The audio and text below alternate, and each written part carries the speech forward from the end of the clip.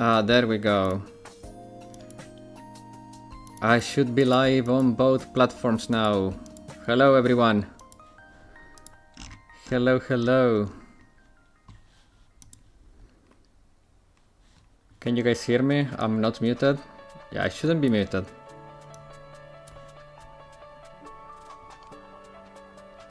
Gotta go take out the dog and do a few things. I'll join in later. Take your time, man. Take your time. And yeah, we can hear you. Perfect.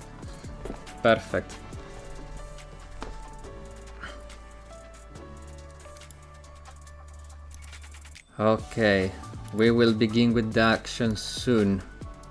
Soon enough. Just a few minutes as always for people to join, watch the ads if there are any, and then we will continue with Phoenix Wright. And man, it's getting intense. It's getting freaking intense. I really cannot wait to see what happens next, guys. I've been itching to continue playing Phoenix Wright, and it's finally time.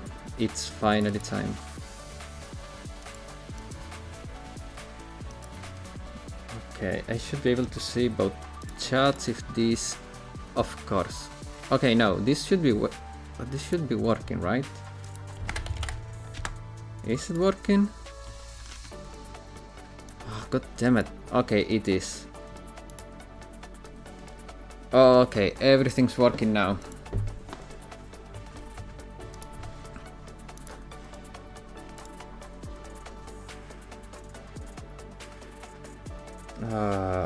Let me do this.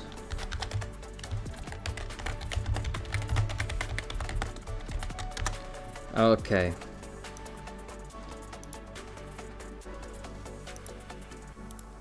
Perfect. Everything should be fine. So 2 minutes and we will begin. So in the last episode, we talked to Gumshoe. Kek. Hey there, Josh. I got the stream working now. So in the last episode, we talked to Gumshoe. He had something very important, but then he had an accident. And then we told, I'm still on 1 minute timer.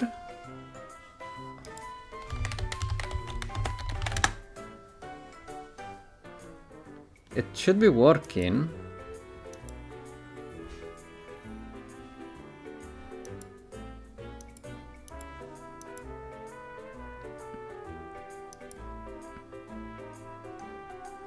If you see a timer, you need to refresh the page.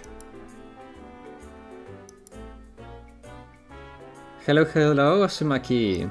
Rio, hi to you too. How you doing? So, we talked to Gumshoe because he had something for us.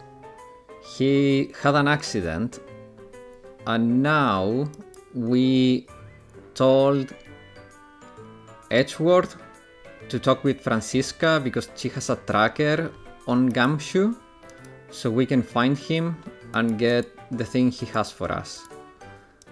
Just doing some booking for the trip, hacking. There we go. Nice. Oh, by the way, Asumaki, when are you leaving to Japan? When is your trip taking place? Was on mobile, so yeah. Oh, I see. Early March. Okay. Perfect. So it's ways to go. Okay, perfect. So, okay. But my sister wants to prepare early. I mean, it's fair. It's very fair, man. Preparing early is never bad. Ew, what is this? Ooh. Okay. You probably for the best of some of those things you'll need reservations, yeah. So my desk is so old and in tatters that a little bit of the glue that keeps like the thing that covers the good like got like it's not sticking too well anymore, and I touched that glue and it was like, ugh, what is that shit? Okay, let's begin with Phoenix Wright, guys.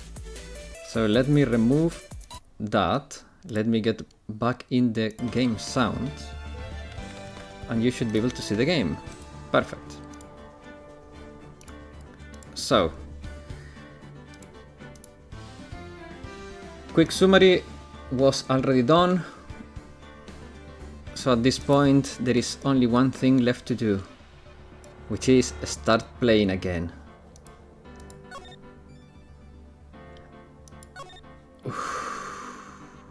I'm also painting the map for my test game I'm making in RPG Maker. Nice. March 23rd, 2:35 PM, District Court, courtroom number 3.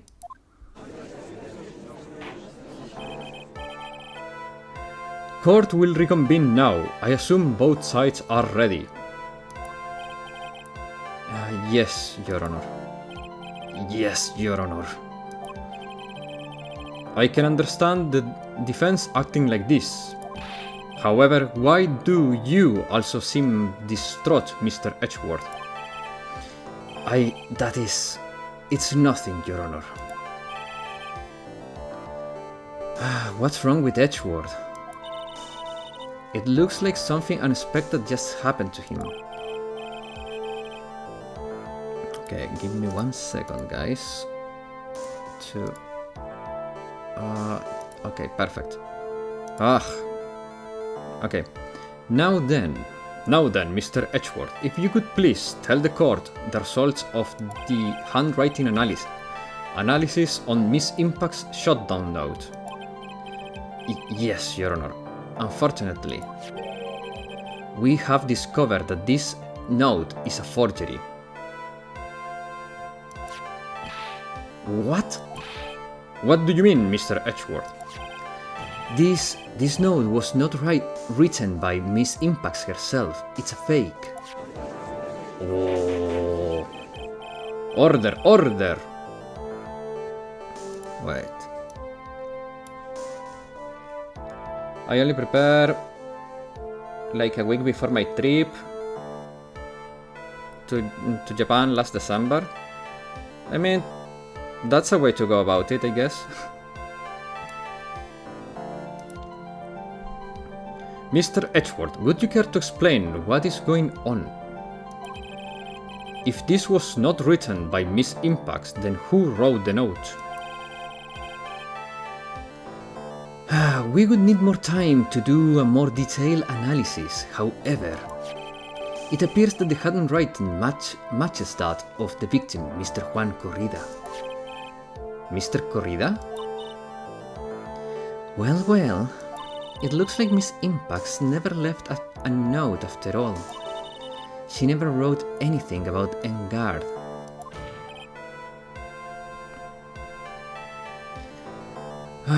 However, Your Honor, even though this note is indeed fake, Mr. Engard could have not known that, and so that facts remain unchanged. I'm sorry, that's my phone, it's not you.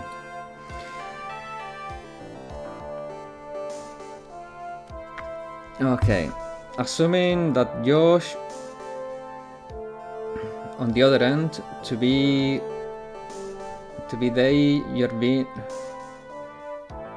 you've been to Japan before. Yes, I think Josh have been to Japan before, so acting under the assumption it was real. He had plotted to possess it. Yes, 4 times. Damn. That sounds very plausible. This theory that Engard had no idea that the note was fake something seems a little wrong with it.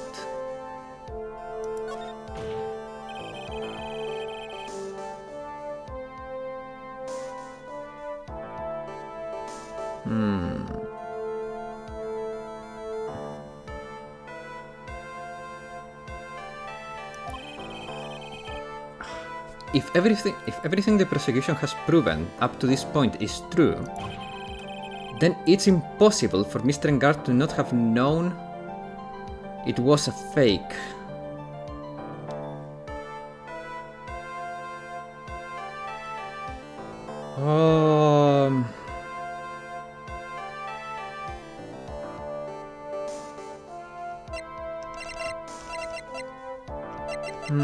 I mean...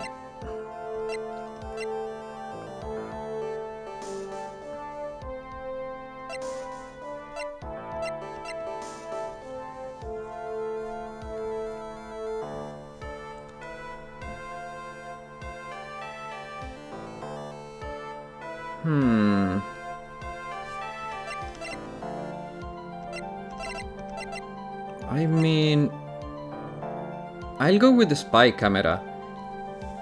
3 times on vacations, 1 6 months, chef training. Ooh. I'm thinking about presenting the camera, because since he was spying on Corrida the whole time, he could have known.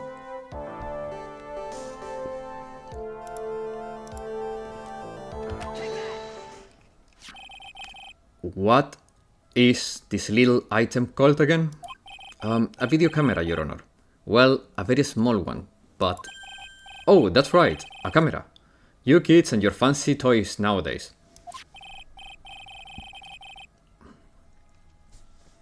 Mr. Edgeworth, earlier you claimed that Mr. Engard knew of the existence of this note, because he was spying on the victim. Isn't that right?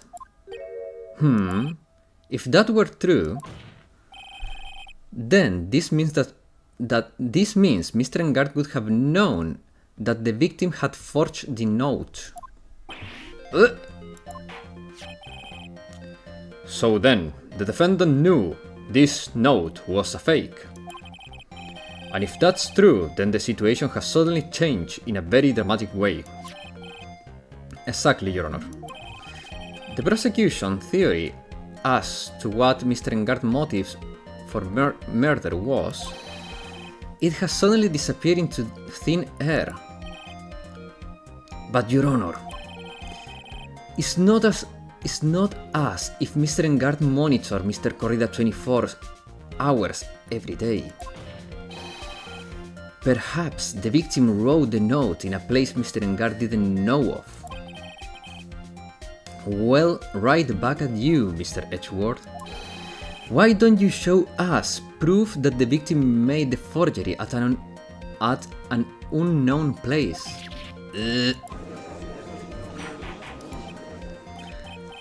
Oh. Order, Mr. Edgeworth. It looks like this time it's you who has dug his own grave. As I figured. As you figured? As I figured it came down to this after all. Then yeah, a week is more reasonable. I've been once for study abroad, a lot of things to set up, yeah.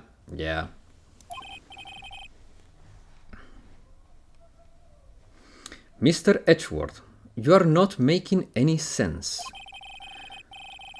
When I heard the results of the handwriting analysis, I thought this may happen. The question is, what's next? What's next? If the prosecution can prove Mr. Engard's motive through the evidence, then we must prove it from another angle. Yeah, he never made any sense. Hello, Sol, how you doing? Welcome. Well, I agree with you there. Your Honor, the prosecution would like to call a witness to the stand at this time. Oh well, that's fine. However, this witness is a little unusual. 1 second, ambulance.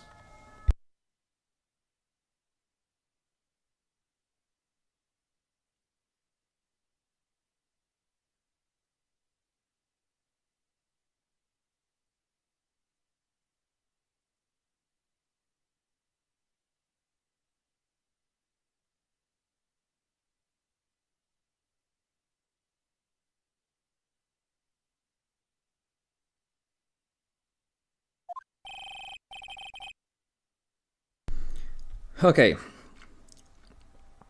Edgeworth is stuttering. This is not like him at all. Unusual? Well, what sort of witness is this person, Mr. Edgeworth? The witness is one who is perfectly fit to answer, once and for all, the question of... Got the flu, sick right now, I've got a thesis to present in 2 days, damn. Who was it that hired Shelley the killer to commit murder? That's impossible. Who in the... No such person exists who can answer that question with such uncertainty. Yes, Mr. Edgeworth. Who is this witness? It is... Yes, go on. Who is it? The man himself. Mr. Shelley the Killer. Oh, Mr. the Killer. Wait, Shelley the Killer. Oh, Mr. Killer. Yeah, the judge is quite something.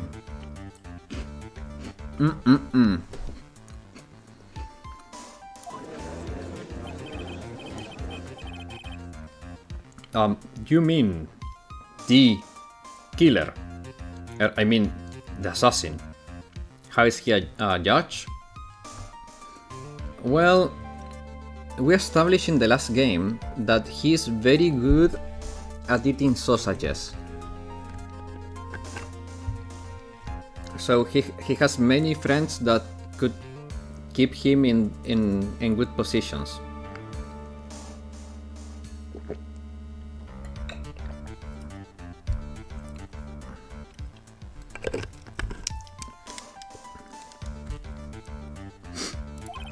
Yes, Your Honor.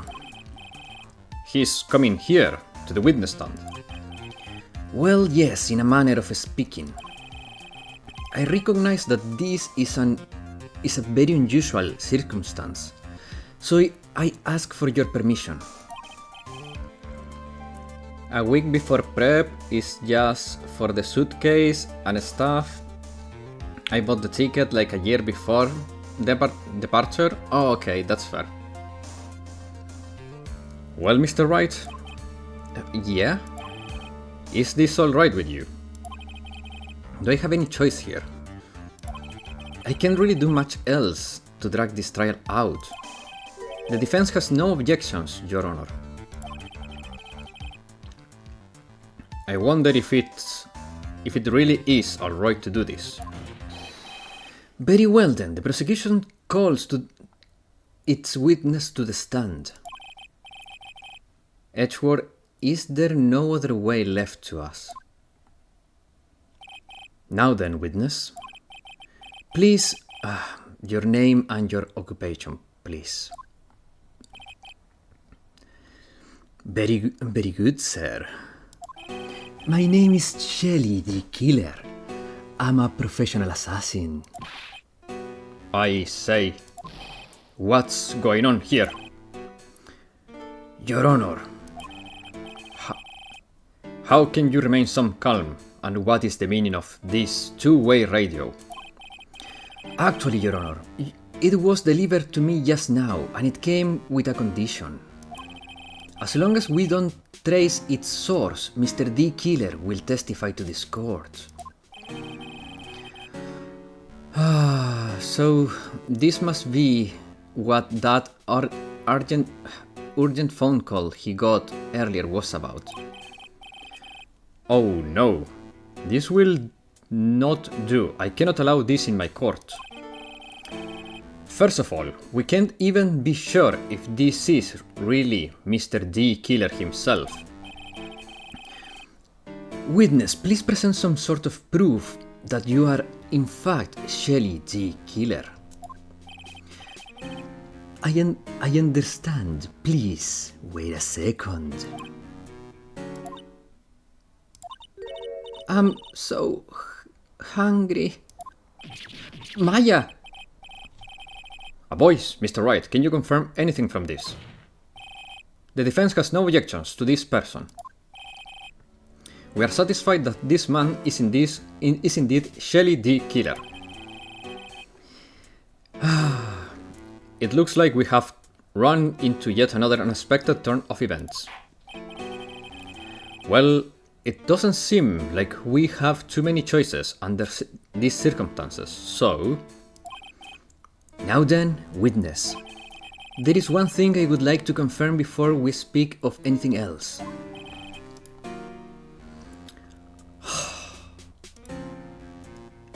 And what would that be? At the request of your client, you killed Mr. Juan Corrida, is that correct? It is as you say, I indeed killed Mr. Corrida.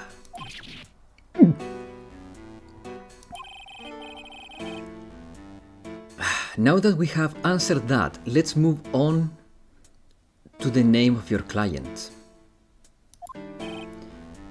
Very well.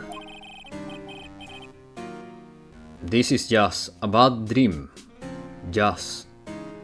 Yes, that's it. A bad dream. Shelly D. Killer, what is Mother Cracker going to say about my client? Let's save here.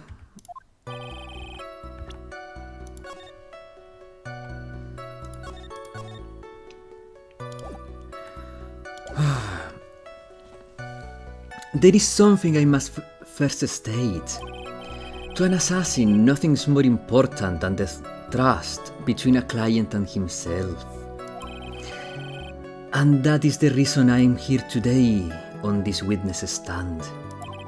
It is my wish that you grasp this concept before I give the name of my client. Mr. the Killer, it seems to be a very clever man. I'd almost say he seemed to be mocking us. While he may appear to be our enemy, Your Honor, Mr. the Killer is only stating the truth. He's no hypocrite, he has always stood by this belief. You mean this trust between his client and himself thing? It seems to be a level of trust beyond what people like me can comprehend. Well, Mr. Wright, are you ready to cross-examine the witness? Yes, Your Honor. There is no way to know what's coming next, so stay cool and collected, Phoenix. Okay. So, this has no value. This is something that I want to press on, because how is he going to honestly testify about his client while keeping the trust between him and his client? So it would be breaking the trust to identify his client.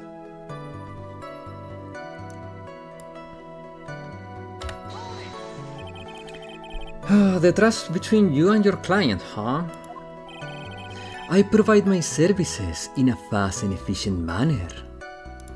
In exchange, I trust that my clients are discreet about me and my identity. If too many people knew my face, it would be quite troublesome. And that is why you are testifying in this manner. This is the first time one of my clients has ever been accused of murder. I must preserve the killer name so my clients can trust me. But couldn't someone stab you in the back and break your trust? It has never happened before, but if it ever did, yes, that person wouldn't be my client for very long. They would be certainly... That's enough, please, no more. Very well. It was only a hypothetical anyway. And that is the reason I am here today on this witness stand.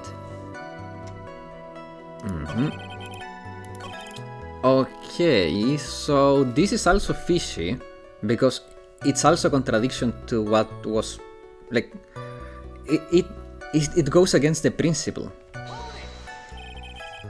That seems a little strange to me.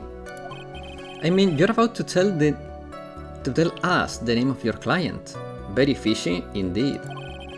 I would think that this would be very bad for them. It doesn't matter to me.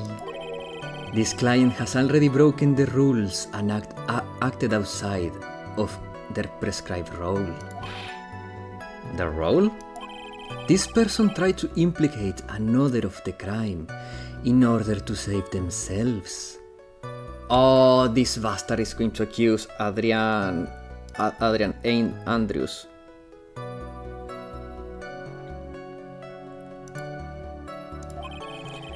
And this is a trespass and cannot be forgiven. You who gave you the right to be so high and mighty. To the gentleman who spoke just now, excuse me, but would you care to die? No, I didn't say anything. The judge better watch himself. Man, the killer is very threatening. Very freaking threatening, guys. It is my wish that you grasp this very concept.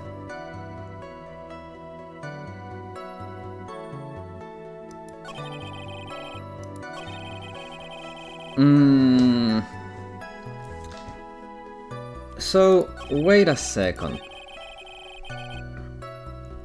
Oh, thank you, Sol. Delete and ban. Boom. Thank you very much, Sol.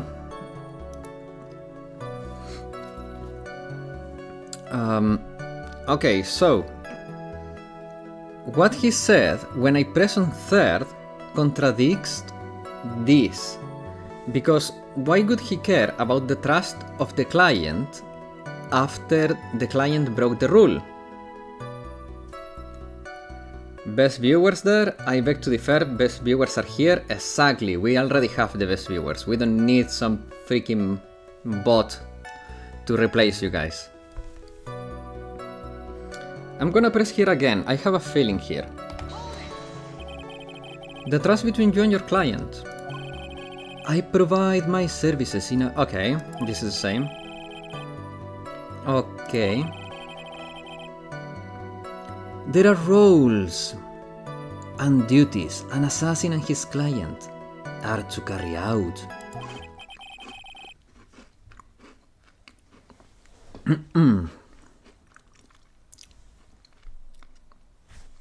I'm sorry, but I was wondering about something you just said. You said that your client had broken the rules. A person who frames another is the worst kind of human. And that's why you feel you can betray this person. I have no trust relation with a client who can't understand their assigned role. Just my luck, an assassin with a conscience. Who would have figured? Now then, everyone, do you think you can understand my logic? This case just keeps getting better and better. I agree, in a different way, but I do agree. If you can't, then I'm afraid we can proceed. Everyone understand your point, I think, really. In that case, I believe I'm prepared to disclose the information you seek.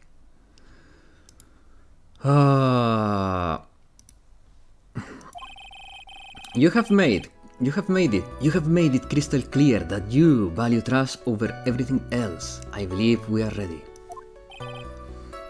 Excellent.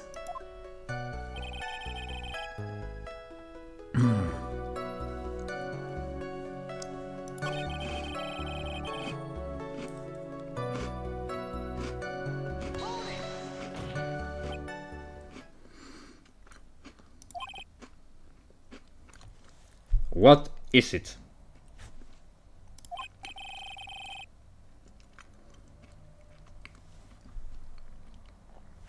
Now I can bring myself to ask the client name. If you can ask it, Mr. Wright, then I will. Witness, what is the name of your client who requested the murder of Mr. Juan Corrida? That person's name is Adrian Andrews. What? Witness, that's not who you told me it was earlier. Pray tell, what are you talking about, Mr. Prosecutor? I should think I know my own client, and it is Adrian Andrews. What? This can't be. On the phone earlier. What's going on here? My guess is that Mr. D. Killer just stabbed Mr. Edgeworth in the back.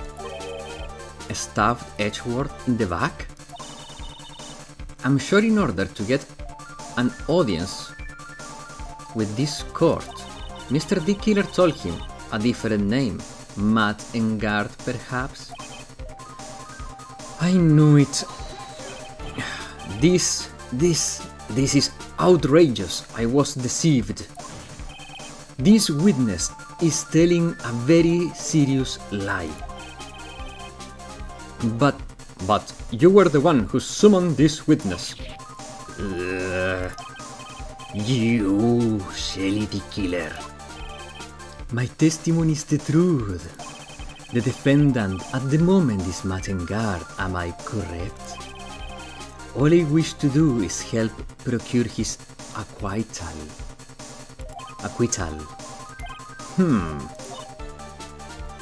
Wow. All of a sudden, it feels like we can actually win this. Yeah, but that is not good. We don't wanna win this one.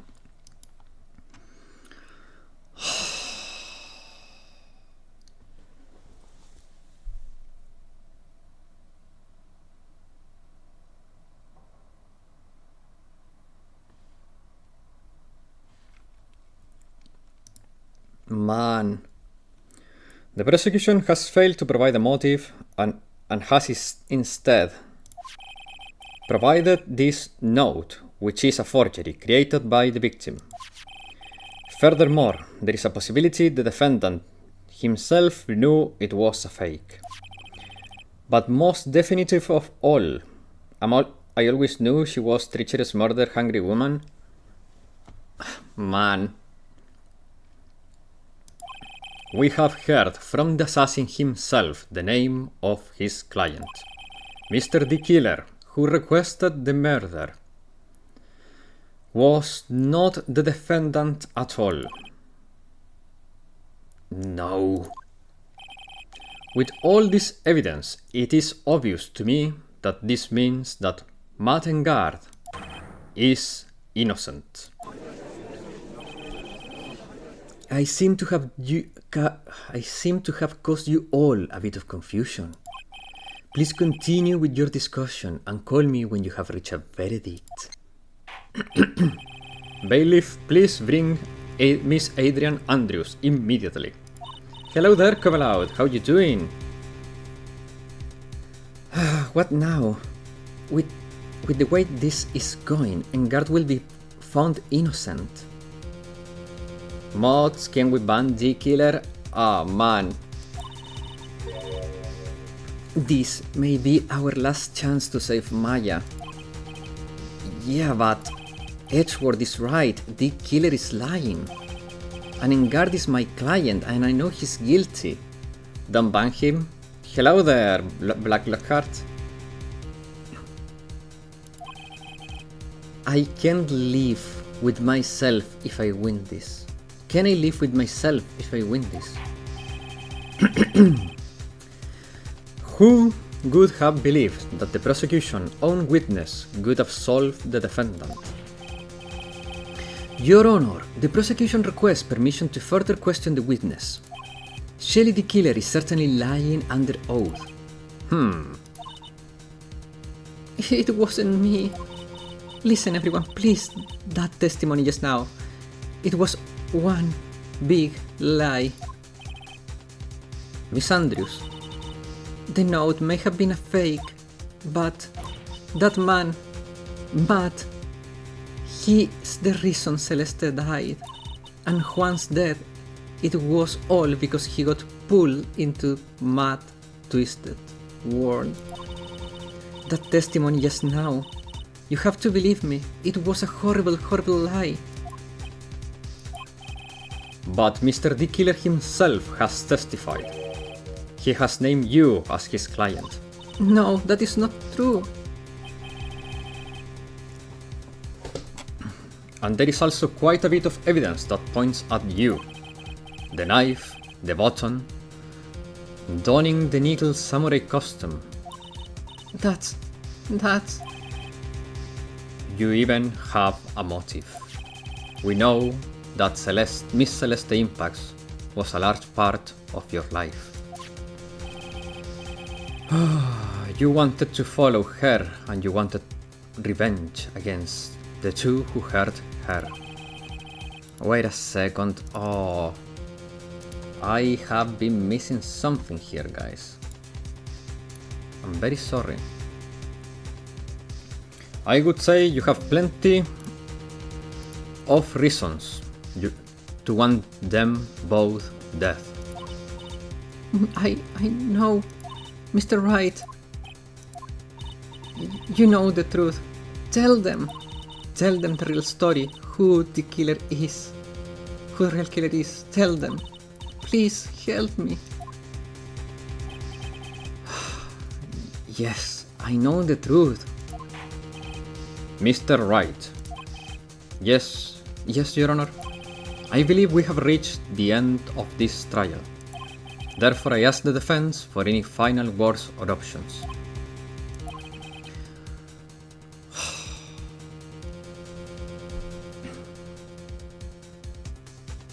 I have to decide. Do I take the not guilty verdict and save Maya?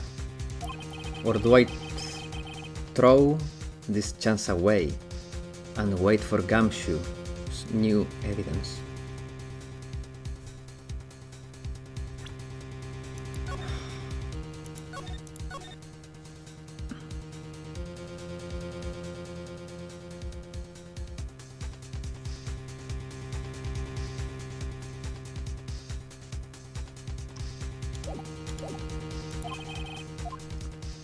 Request the trial to continue. I think you can get a bad ending right here. No, I think this is one of those fake choices. There was a case in which I had a choice like this and then Phoenix was like, no, I cannot do that. I think this is a fake choice. So I'm gonna request to continue the trial. It's also what I want to do. I really don't want to go for the verdict. Nah, there is definitely a bad ending here. Yeah, but let's... Man, I don't know, but let's just keep going. I wanna see what happens next. I don't care for the bad ending, I really want to see what happens next. Phoenix. I can do it, Mia. I can accept I'm not guilty. You're a lawyer. I know. But Mattengard is a killer. A murderer. I can't let him get away with this. I can't let someone else take the fall. If I let Miss Andrews be convicted, then I'm no better than Engard. And even though I don't want to admit it, I have to face the fact that this is because of Edgeworth that I know the real truth. He could have gotten Engard convicted so many times over, but he never took a single one of those chances. If I take this verdict now, I'd be betraying his trust. His trust? I never thought about it until now. I trust him.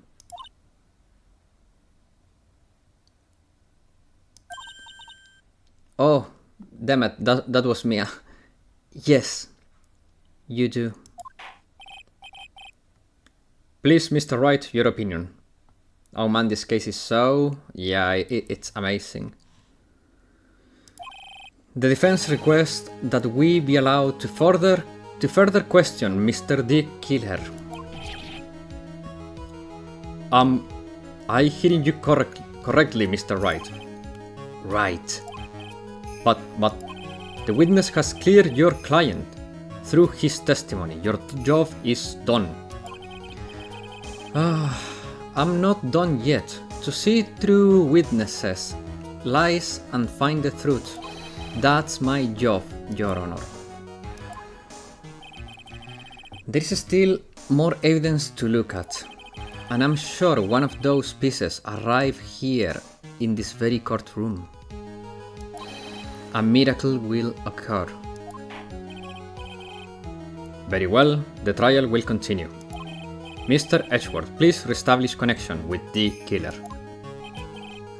Right away, Your Honor. Has a verdict been reached? Before that, we would like to talk with you a little more. About? All you needed from me was the name of my client. What else could you need from me?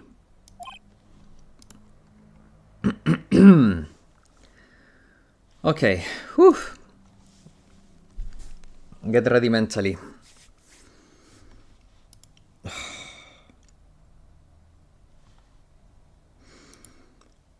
Okay guys, here we go. Well, actually, we would like to hear everything you know about this case. That is how things are usually done. What is he talking about, usually done? But what shall we have him testify about? Mr. D. Killer, if you don't mind, please testify about your client in more detail. You legal people and your procedures. Is it any wonder no one likes to go to court? About my client, part 2. As I have already stated quite a few times, Adrian Andrews is my client. However, one thing I simply cannot overlook is tampering with the scene of the crime. Okay. My client did it to frame another for the crime, while pretending to be the first person to discover the body and enter the scene. Adrian Andrews I already knew from the very beginning that Juan Corrida was dead. But even more appealing is the creation and planting of the knife and the button. That act is what I was referring when I said my client had broken the rules.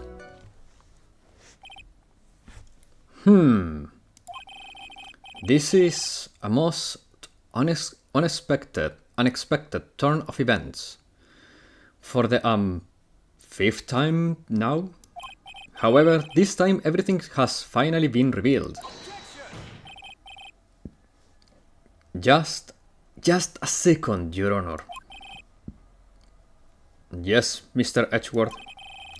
We still have the cross-examination to do. But you don't need to question a testimony like this. Do you, Mr. Wright? Your Honor, the defense will question the witness, as if I had a choice here. Huh? Why? What this witness has said is nothing but beneficial to the defense case. If you scrutinize the testimony then I'll expose the lies in that oh so beneficial testimony, suppose. I don't understand what's going on anymore. That makes two of us. Okay.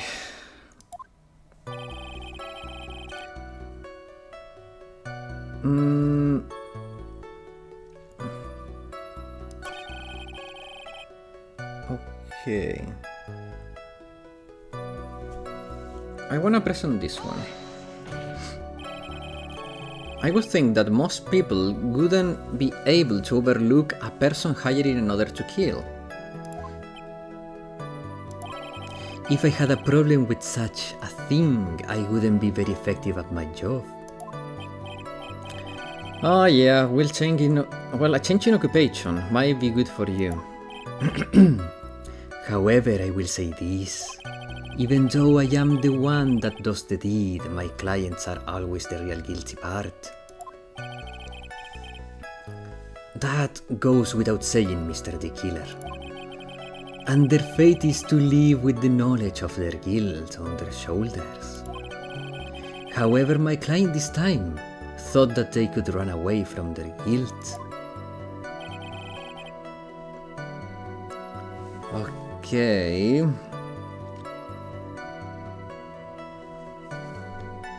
Okay, so this is true.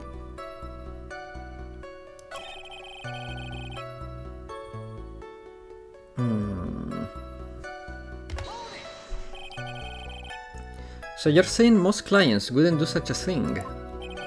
That is correct. Usually most people try to create an alibi for themselves. If you should use my services, Mr. Attorney, I would suggest you plan for your alibi too. No, I already told you, I have no intention of using your services, ever. Why does he keep looking at me like I'm the one on trial here?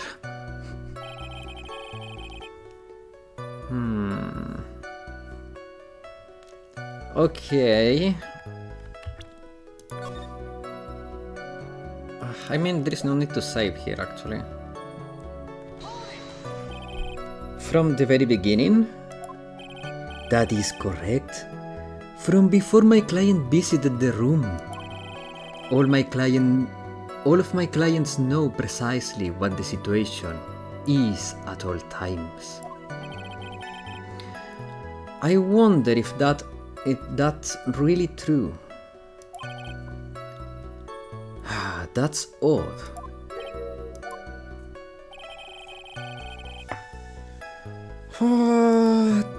That's odd indeed.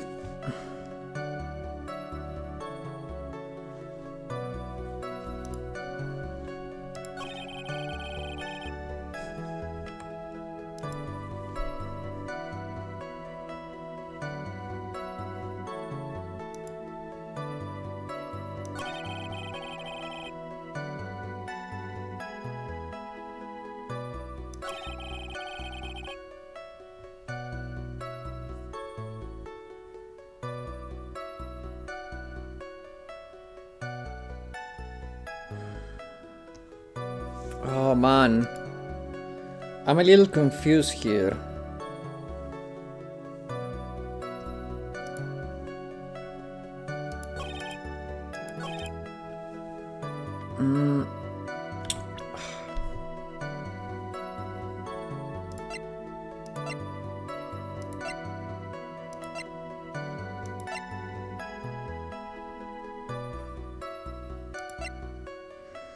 I feel like this... I feel like there is something weird about this.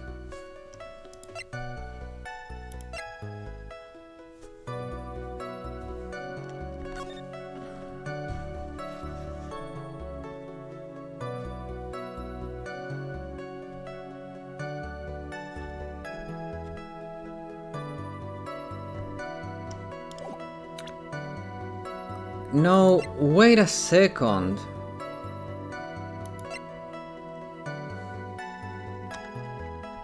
If I recall correctly, and I think I recall correctly, wait, let me check my notes. I have my notes here.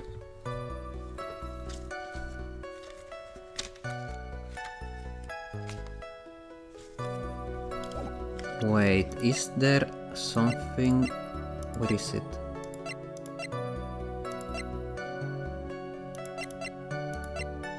Maybe in the profiles? I mean, she said she thought that Juan had fainted, and that's why she poured this glass of wine. I mean, tomato juice.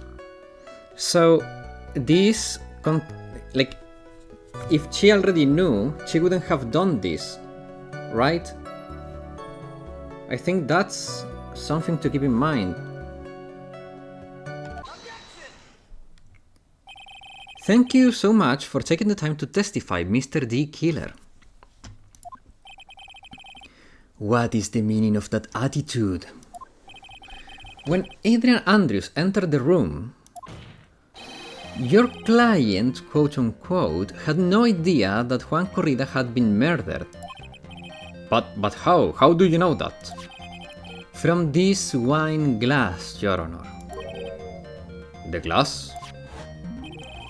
Mr. D. Killer's supposed client thought Mr. Corrida had only fainted, which is why this glass of tomato juice was poured for the victim. But isn't that just part of Adrian Andrews' calculated plan? That is not possible, Your Honor. This glass bears the fingerprints of that person. Had this been planted, they would have never left their own fingerprints behind. I see your point, Mr. Edgeworth. What is your opinion?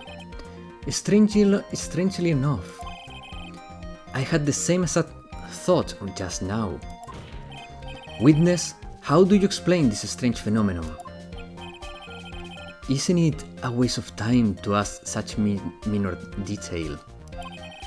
It's not very important anyway, correct? I'm afraid you're mistaken. If Adrian Andrews is really your client, as you claim, then your client should have had knowledge of Mr. Corrida's death. If not, then that can only mean that Adrian Andrews was never your client at all. How strange. Yes? Why is that attorney has yet to raise an objection at this absurd situation? Phoenix, if the killer figures out what we're up to, we're in real trouble. Yeah, I know. Mr. Edgeworth, I'm surprised. You know you can say things like that without any evidence. Sorry. Well, that was an absolutely weak objection for the two of you. Anyway, I'm positive there was a contradiction in that testimony. The prosecution requests further testimony concerning when the request was taken. Very well. Right now, I have to buy us more time.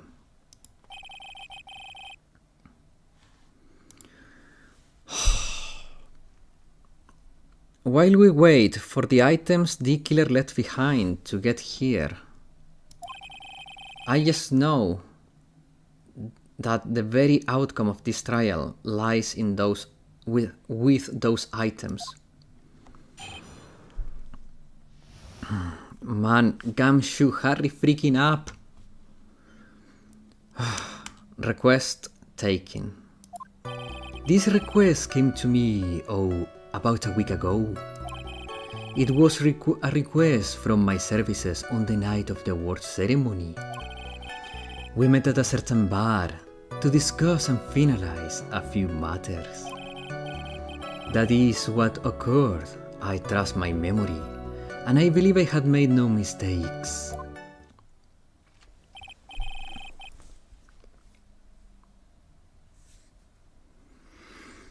So your client met... So you physically... So you physically met your client, huh? That is correct. Meeting one's client is the first step to building trust, in my opinion. I see. Well, Mr. Wright, your cross-examination, please.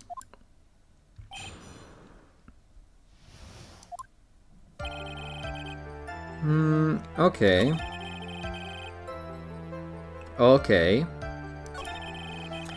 Okay, this is what it doesn't make sense to me.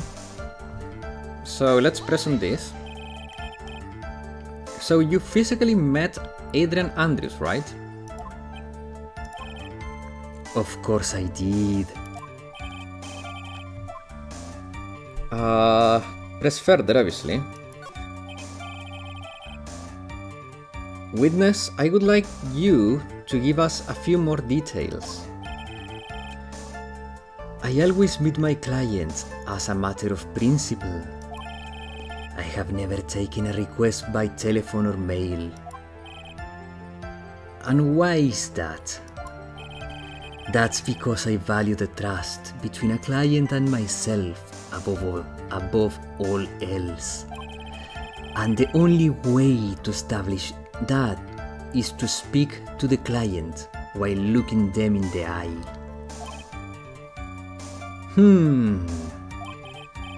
Well, Mr. Wright, the testimony just now was the testimony just now of any importance?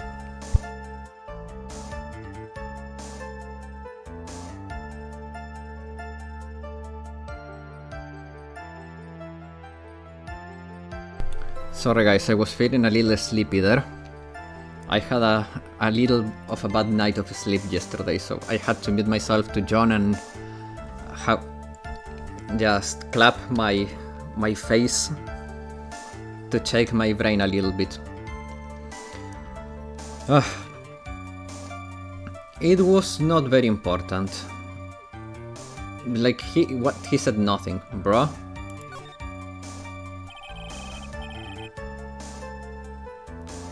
Why he meets his client is not important, and that wasn't the point. Witness, please stop sidestepping with my question. What do you mean by that?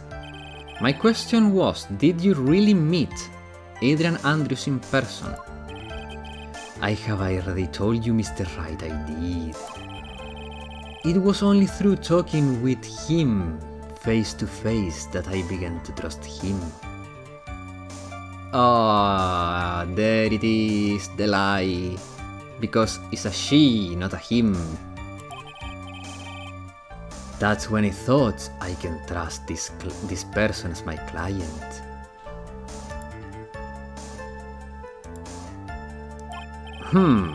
It's true that what they say about talking face to face.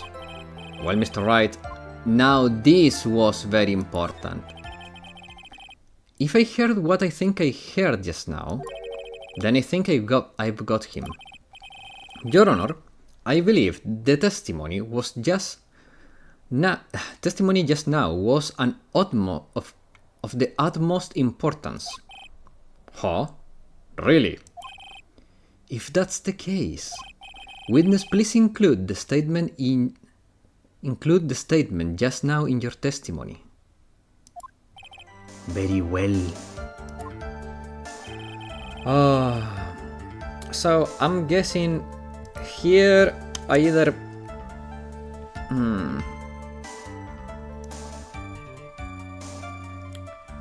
yeah, like this is obvious, right?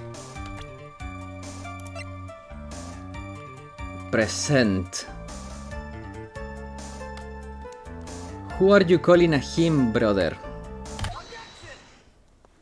So her name being Adrian, being a very androgynous name, was part of the plot. God damn it. Okay. Now that makes sense. I was like...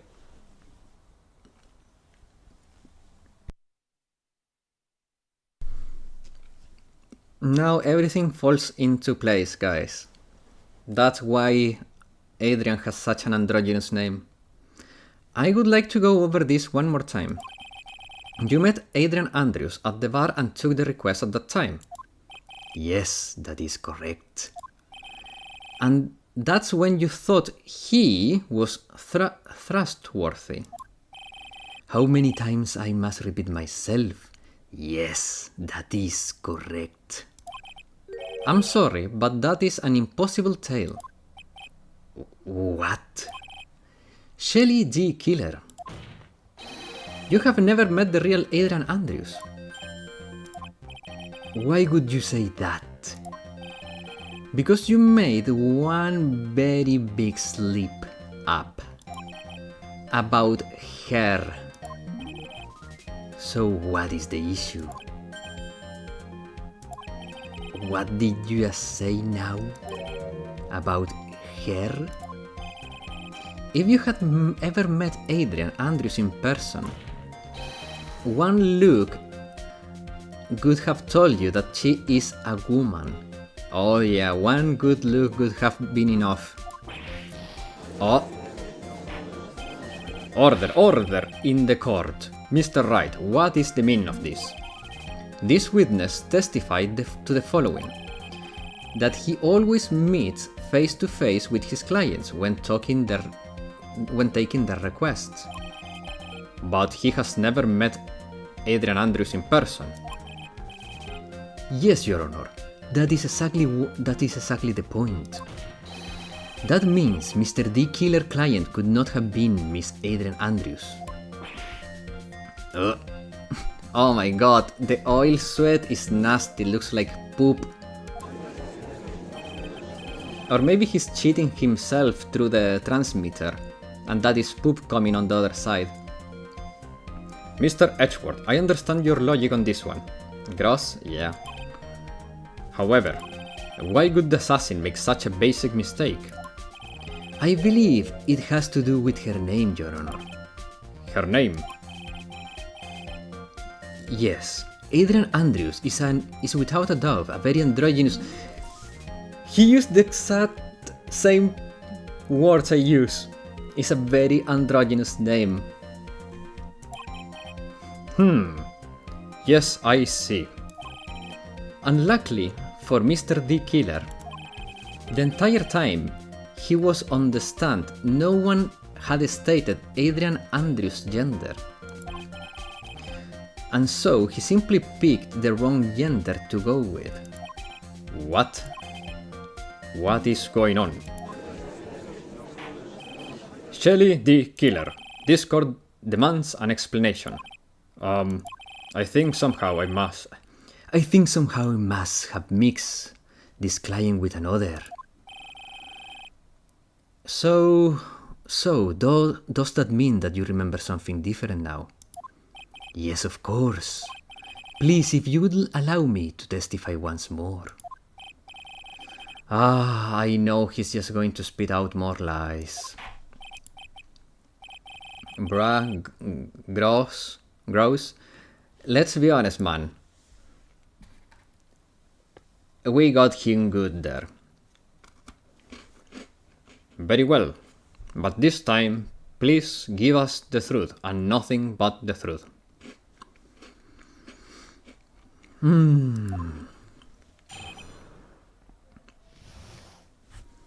Request taken, part 2. I'm eating cookies. It's cookies with a chocolate coating. I need sugar in my blood to stay awake.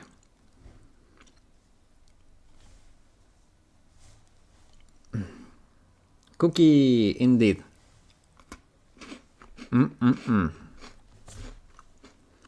Okay. Let me stop chewing this and we will get into the killer. I also take the chance to drink some water.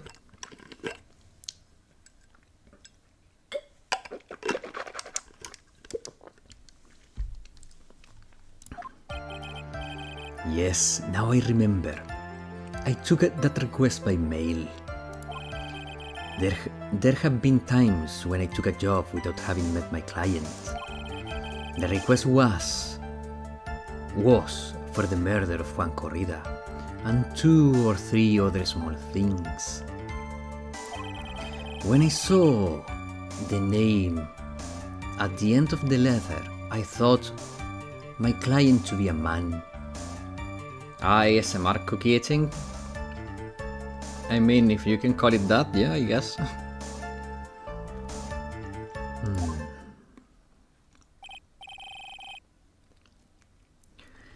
So you took this job through a letter.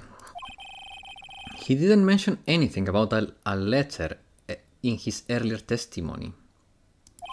Which means he's definitely lying. Be careful, Phoenix. If you break the assassin's testimony completely, it's over for us. I know, I can't make him suspicious, but I think we're okay. Like, we can do this.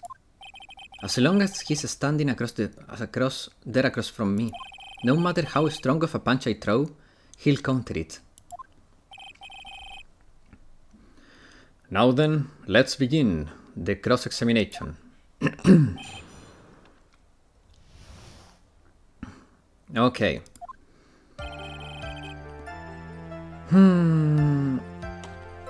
I'm gonna press on this because this is fishy. But didn't you just say you always meet your clients? Yes, I suppose I did say that. However, there are some clients from whom a meeting is simply not possible. But didn't you meet your client this time? No, I did not. Oh, come on, let's stop with this game of cat and mouse. Using your skilliest voice not going to work on me. Alright then, just cough it up and confess. Mr. Wright, you can badger a witness with such harsh words. You are a lawyer, so behave like one and present evidence instead of mindlessly yelling. Now then, do you have any proof that Mr. D. Killer met with his client? I think I messed up. I'm sorry, Your Honor. I don't have any proof. I see. Then your questioning was just another waste of time. Sadly for us, Your Honor, this is the nature of right and wrong. Okay, there was no penalty, but just for safety I'm gonna save in case there is a penalty.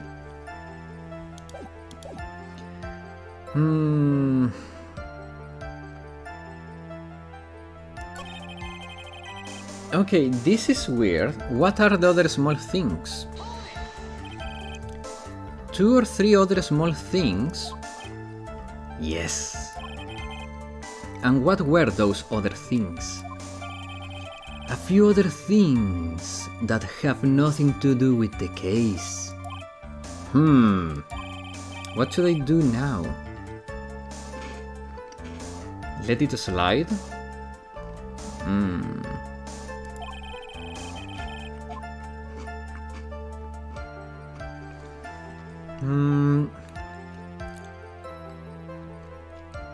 I will press further.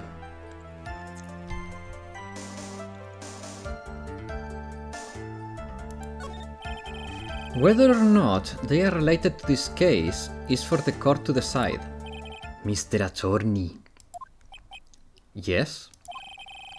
Everything I have said from the beginning has been nothing but beneficial to your client. Which is why I wonder what is pushing you to continue with this cross-examination. Could it be that you are planning to betray your own client? That's... I smell the stench of a backstabber. And should you turn out to be one...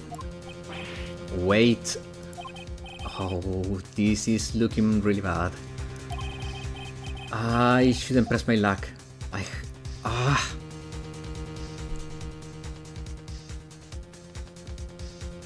Nah. Wait.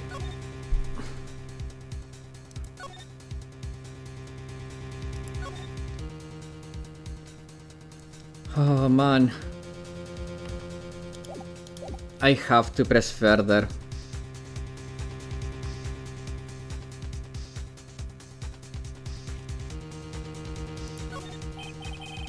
Witness, this is a very important matter. Please cooperate and tell us these other jobs your client requested. If it's truly important, I suppose I don't have much of a choice. The bear figurine. The bear figurine? After the assassination of the target, I was to find that figurine. I was told that this job was as important as the actual killing. Even further beyond, yeah. And where was that figurine? It was inside Mr. Corrida's suitcase. And then what did you say you do next? I handed it over to my client right away. Oh. But if he handed it to the client, he would have seen his client was a woman again.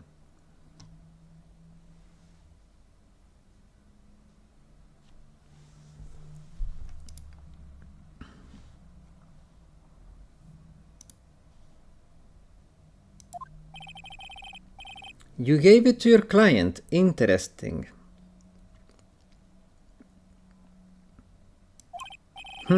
This information sounds very important to me. Witness, please include what you said in your statement. As you wish.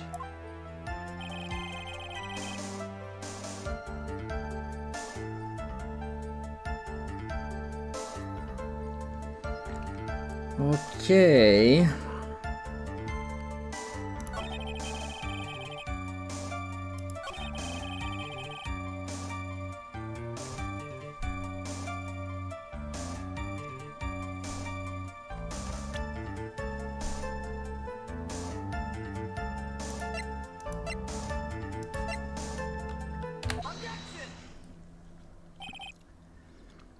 Shelley D. Killer. If you had really given the bear to Miss Andrews, then this item should have not been inside it. This item. I see where you're going. Yup, that's where I'm going.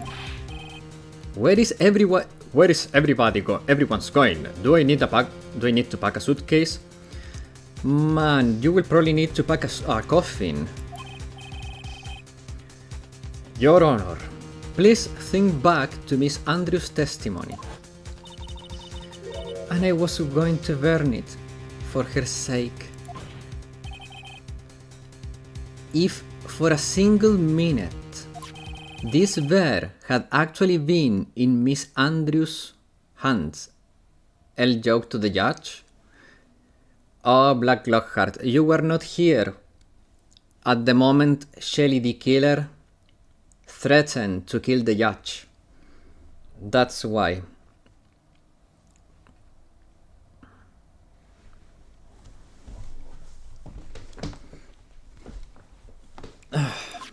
I'm sure she would have taken the note out and burnt it. Order, order! So that's where you two were going.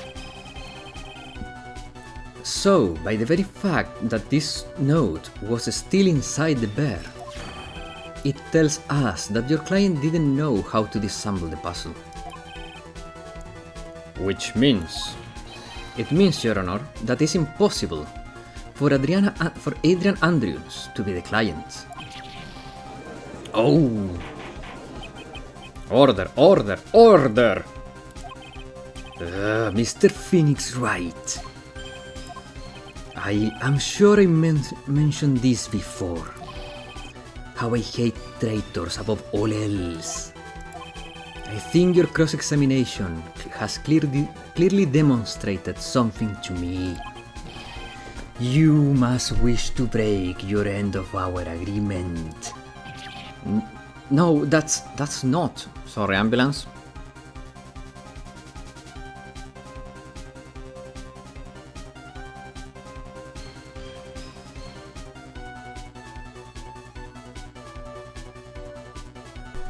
Whew. That's enough. If that is your intention, then there is only one thing for me to do. Wait, please. Gentlemen and ladies, please excuse me. I have a matter that I must attend to. No, please, not that. Please wait. Mr. Attorney, bring this trial to speedy end and I must stay my hand otherwise.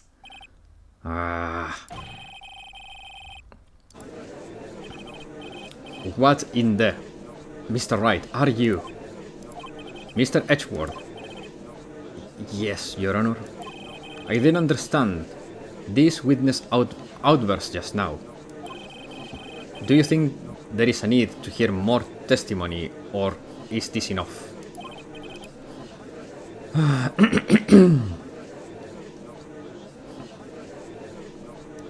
Well, we should... Edgeworth, we can't do this. If we keep this up, Maya, she'll... The prosecution, What has come over everyone? Even you are. The prosecution rests. What's going on around here? The prosecution has no further questions, Your Honor. What? Well, I never thought I'd see the day. This is a most unusual situation.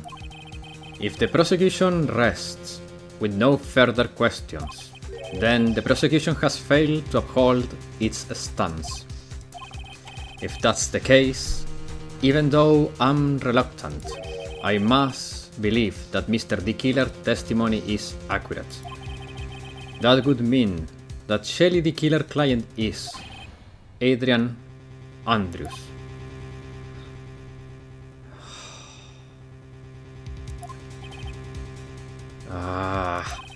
Mr. Wright.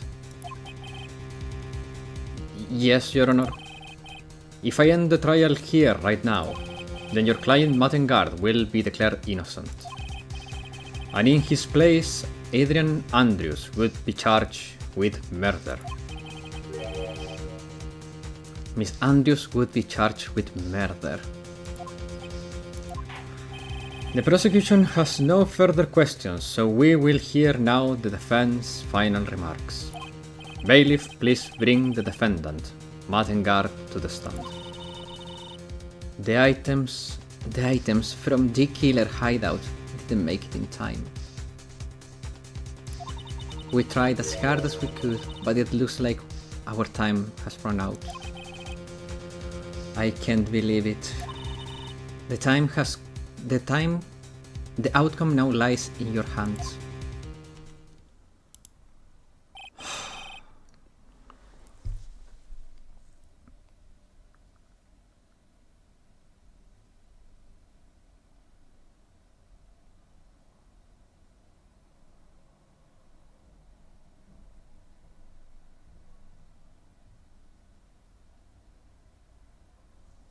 Man.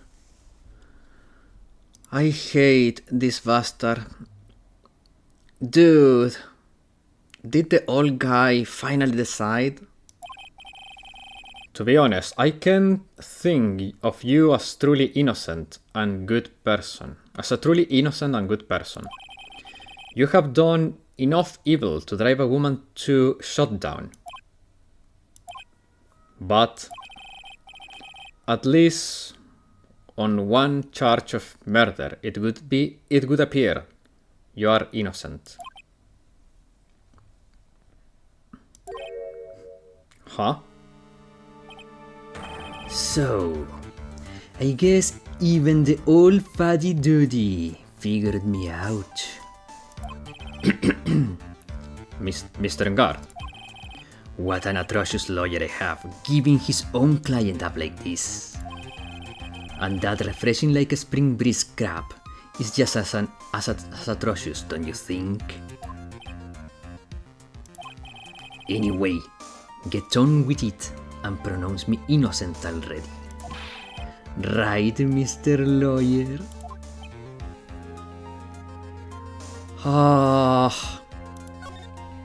Why do I feel like I...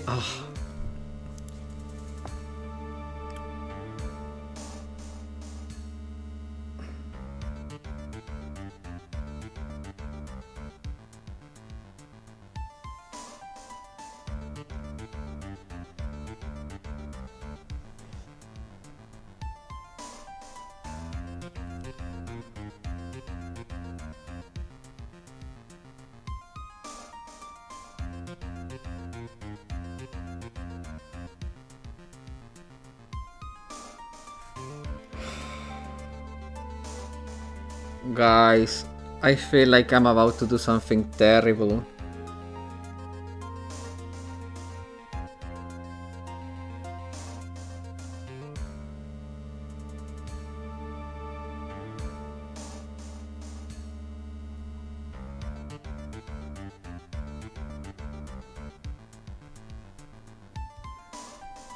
Oh.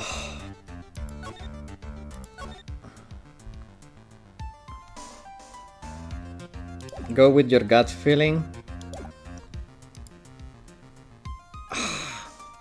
I mean, there is no way Maya will die. Maya cannot die here.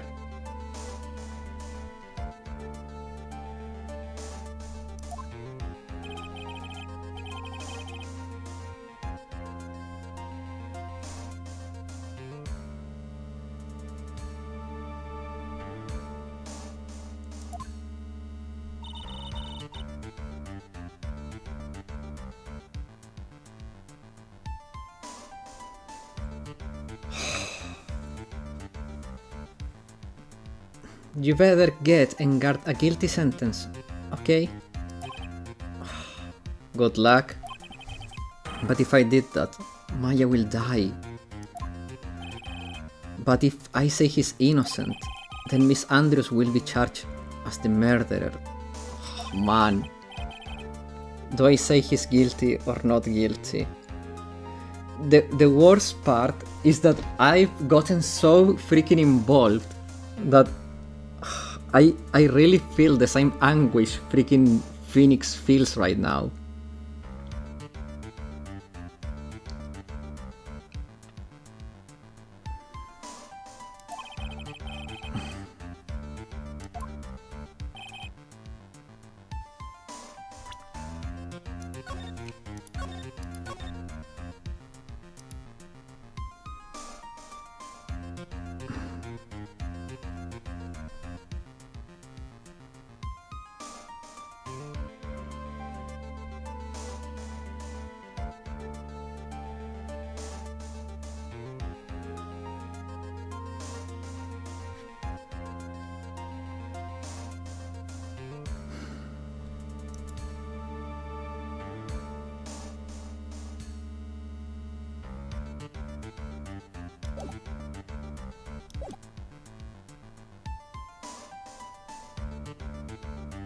Oh man. I'm always wrong and I choose justice, so you pick the other. that feel of unease is what makes this case special. Yeah. Now then, Mr. Wright, let's hear the defense final statement on this matter.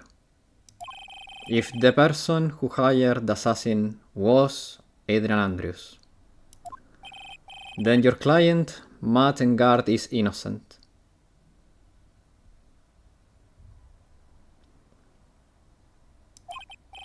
There is no need to ask, old man. After all, my lawyer is going to say what I want, aren't you?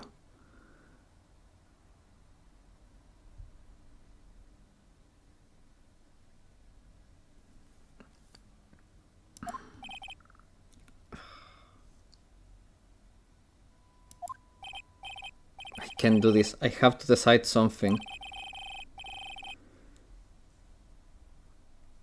But wait a second. Oh, I cannot check my stuff.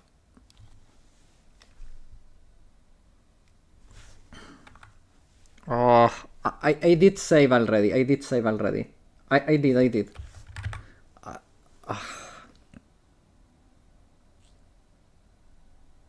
I have to go with guilty. I hate this bastard, and I'm sure the game will not allow him to die. Lerner, don't no spoilers, okay? We can do the bad ending later, Black Lockhart. I really want to go with guilty right now. I really want to see it through, and I feel like the way to go through with it is by pressing guilty. I have to press guilty. I really want to see what happens. I really want to see how we save Maya. Yeah. No, I'm going with guilty. I really want to see it through, guys. I have to. We are waiting for your answer, Mr. Wright. Madden Guard, your client, deserves an answer. Maya, I'm sorry. Madden Guard is... Franziska freaking von Karma. Oh my god, she almost gave me a heart attack.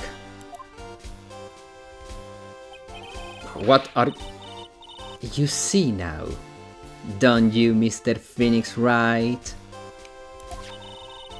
This is exactly why you should never take your eyes off that scruffy fool.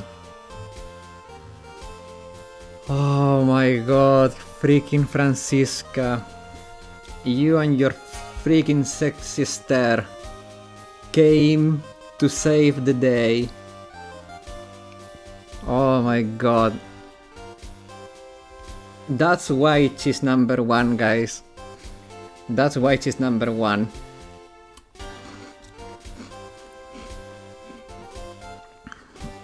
Oh my god.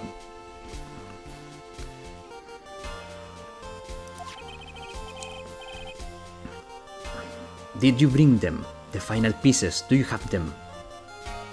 No! Twitch lagged and I missed the twist. No! You should know better than to ask that, Mr. Miles Edgeworth. A von Karma is perfect in every way. The evidence is here in perfect condition. Don't worry about Scruffy, he's fine, and his injuries are minor.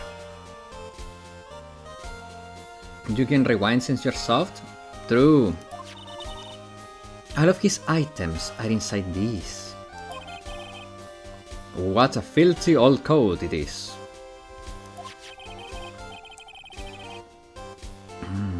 That's Gumshoe's. I can spot his tattered rags anywhere. I apologize for its ugliness, but there was nothing else to rub the items are in. I fought long and hard this whole trial. All for what is inside that raggedy coat.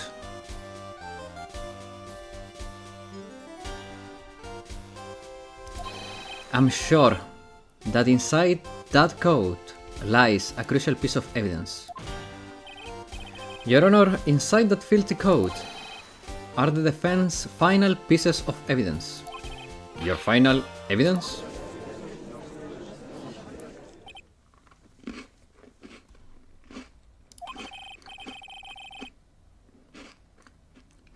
This trial is already over. All that remains is for me to hand down my verdict.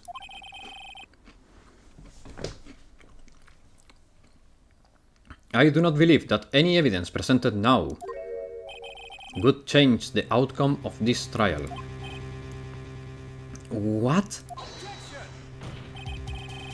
Your Honor, it is our duty to examine every piece of evidence, down to the last.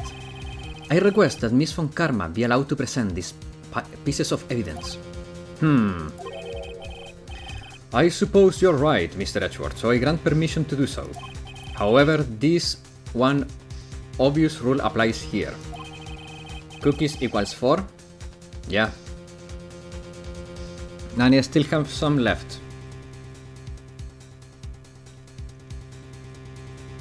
If these items do not bring up any new points, then they will not be accepted by this court.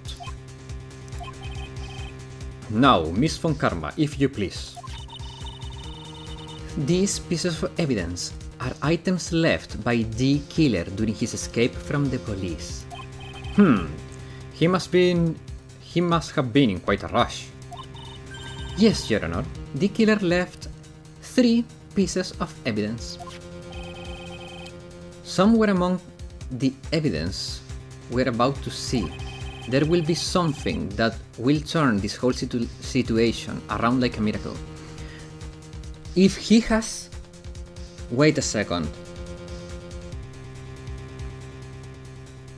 There is a way that the killer doesn't need to kill Maya. If there is something... Okay. So here's the thing. Engard said that he had recorded the killer to keep it as blackmail. That is a betrayal of trust. So at that point, if the tape of that is in the evidence, Maya is saved. Because we can prove to the killer that Matt is a piece of shit and he can release Maya and we can send him to jail. He's talking about a miracle. What else could be a miracle other than that? The tape has to be in there. Also, remember that when we went to Engard's house, the tape was not in the tape player. So he has to have the tape. I'm sure of it. That is all we can hope for. The first item is a pistol. Does the killer...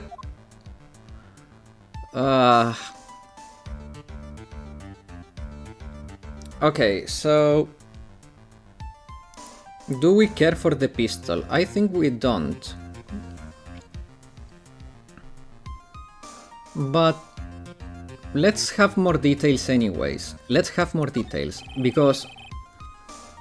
if I remember that Franziska was shot in the shoulder at the beginning of the trial, so this could be the pistol. Does that pistol have any relation to this case? We have yet to perform a ballistics test, so I can't say anything for certain. However, I believe it has something to do with this case, at least with me. Huh? That's the pistol that he used to shoot you, isn't it? That's why I believe, yes. Oh. I kept the bullet they removed from my shoulder as a sort of memento. I'm sure it will be an excellent sample for the test. So that's the pistol that was used to shoot Franziska. It's probably not going to help us very much. The second piece of evidence is the videotape.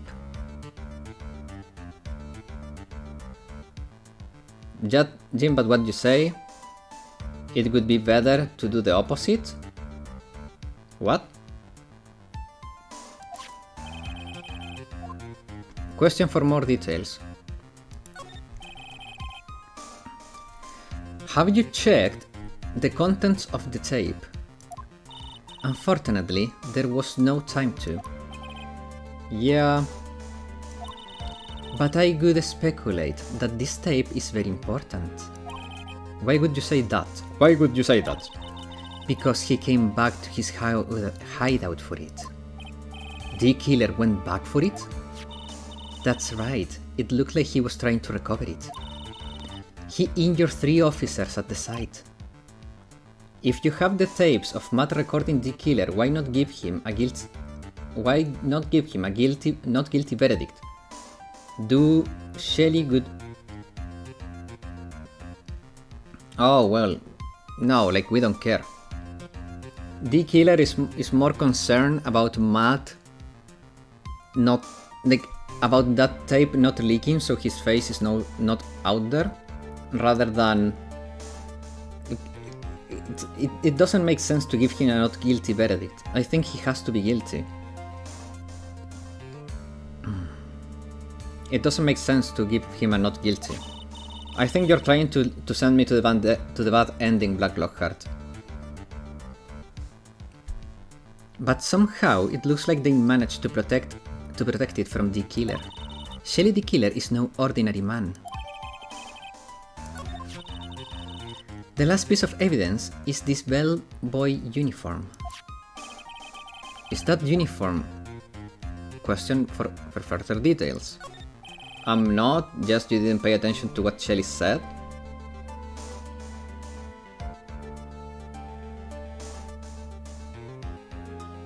He said that he wouldn't be his client for much longer, implying that he would kill the person that betrays his trust.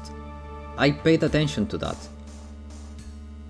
But if I want to end the contract, I need to prove to the killer that Matt breached the contract, that he broke the trust. So getting the not guilty does not do that. Was that used during the crime? I'm almost certain it was. There is even a pair of black leather gloves in one of the pockets.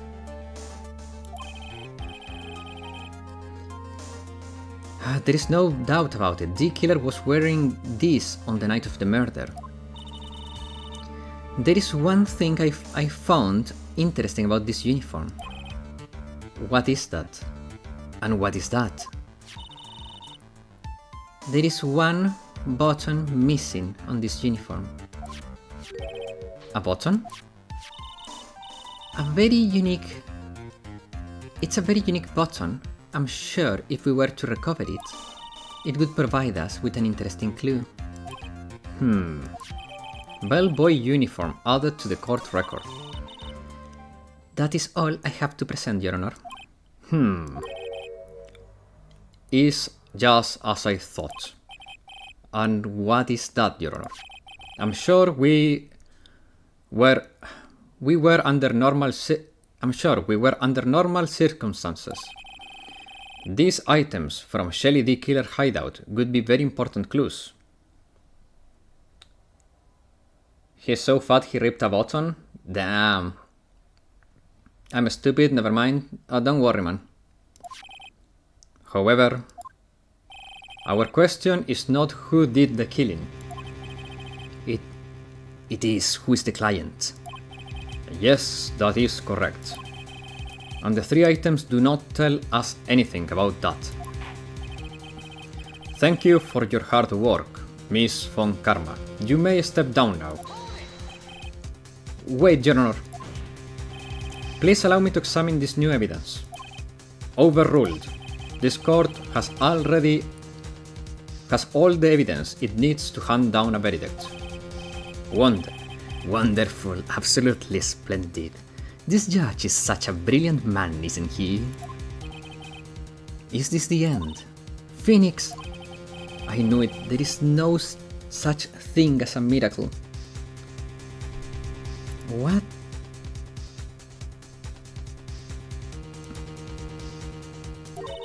I think you're wrong. I think they do exist. But you have to make a miracle happen.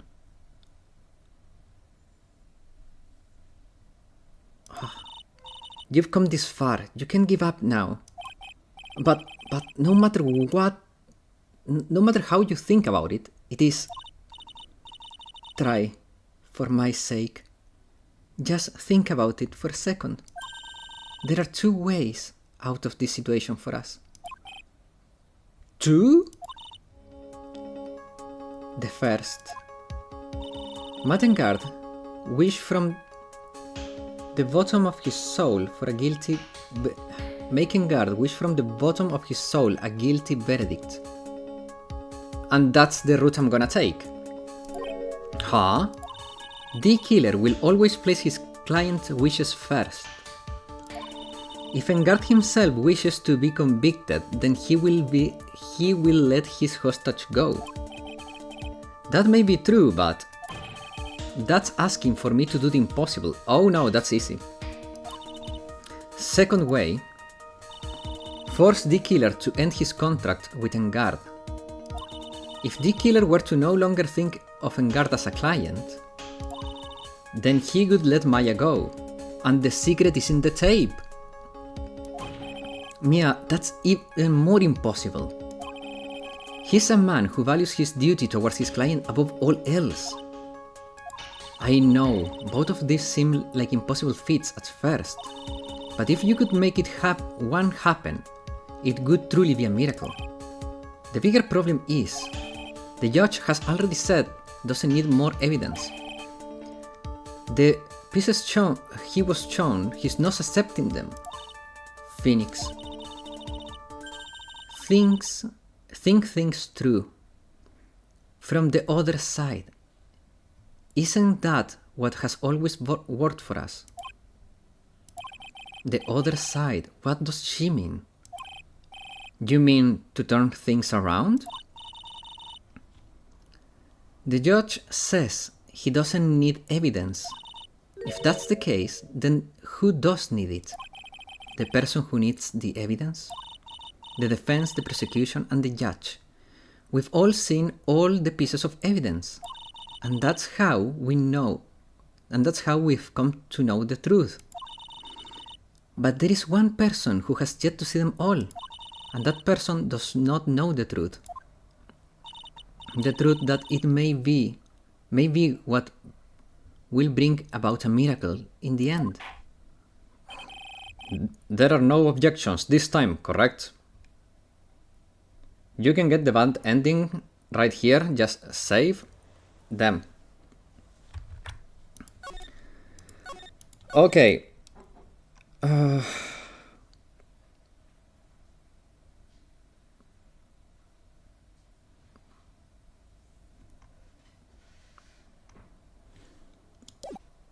I'm guessing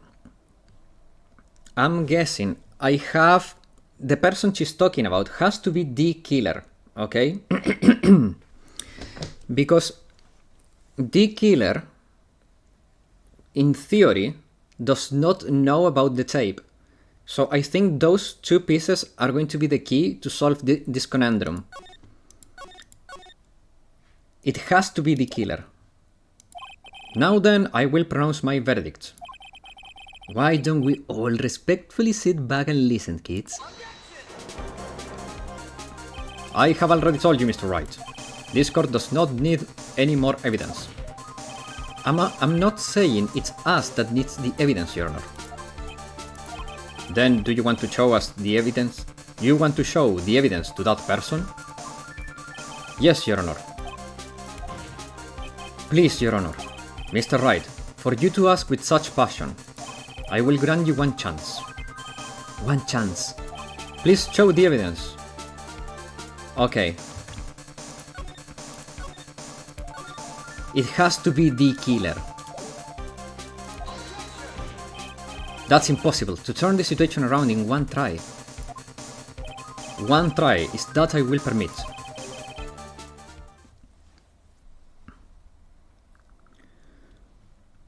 Oh man. It has to be the killer. It has to be. It has to be. Think, Phoenix, think!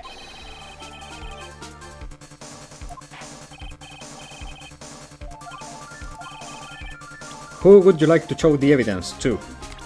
The killer.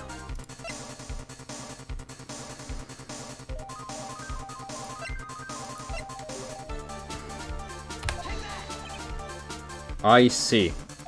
And now, tell to this court. It has to be the videotape.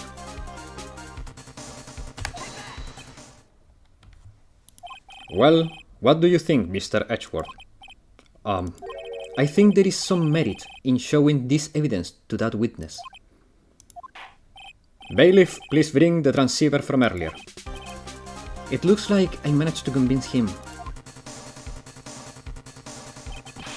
Maya, she's okay, right? Didn't I tell you to concern yourself with bringing about a speedy end to this trial?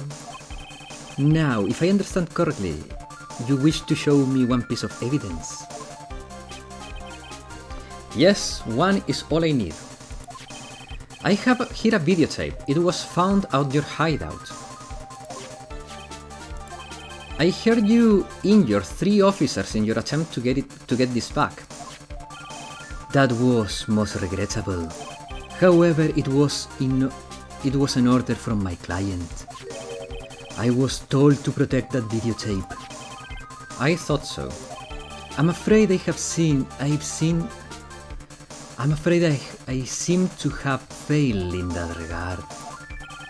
Do you know the contents of that tape? I was sternly told by my client to not watch it. So I have absolutely no idea. Actually, you are on this tape. Me? There was a video camera hidden at the crime scene. Yes. We're going to get this bitch ass to jail. Your actions were being recorded. What? Is that true, Mr. Wright? Who was it that planted a camera? Well, the only person who could have placed a camera at the scene of the crime would be your client, naturally. That was Adrian Andrews. Be quiet and listen, Your Honor. Yes, sir. Your client specified a place and a time for you, isn't that right? Yes. That was so they could film you. I had no idea. Mr. Wright, why did my client do such a thing? I would like to know why. Why did Madden Guard well, it's obvious to blackmail you. The reason why he did this is my ticket to out of this whole mess, bruh. To blackmail you. Your client once told me something very interesting.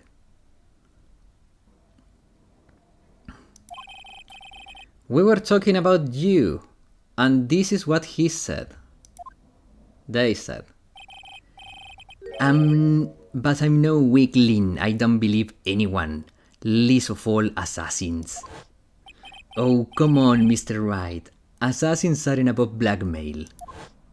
Yes, that's where the video comes in. With that I can keep him at bay, and even blackmail him if I want. Your client didn't trust you at all. So, they were thinking of using this videotape to blackmail you. What do you have to say to that, Shelly D. Killer?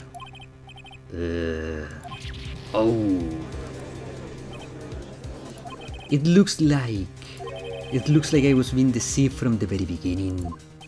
Yes, by a natural. This is the kind of person they are. Your client is a person who only thinks and plots of how to use people around them, to protect themselves from any and all dangers that may arise.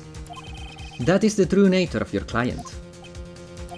I have a question for the witness. Yes. You told us one thing numerous times during your testimony. Now what I said makes sense? What? The thing of giving the dude a not guilty? No. We don't need him to have a not guilty. We need him to be guilty. I mean, it would be better if we... No, we need him to be guilty because we want to save Maya and Adrian. If we get him a not guilty, your beloved Adrian will go to jail, Black Lockhart. Come on.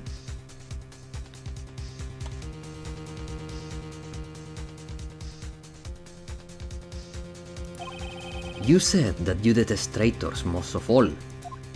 Yes, that's right. But what if the traitor was your own client? What would you do then?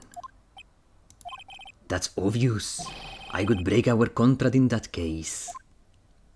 And then, the client would become my next target. For the honor of the D-Killer name, even if it take an eternity, I would follow that person to the ends of the earth and exact my punishment.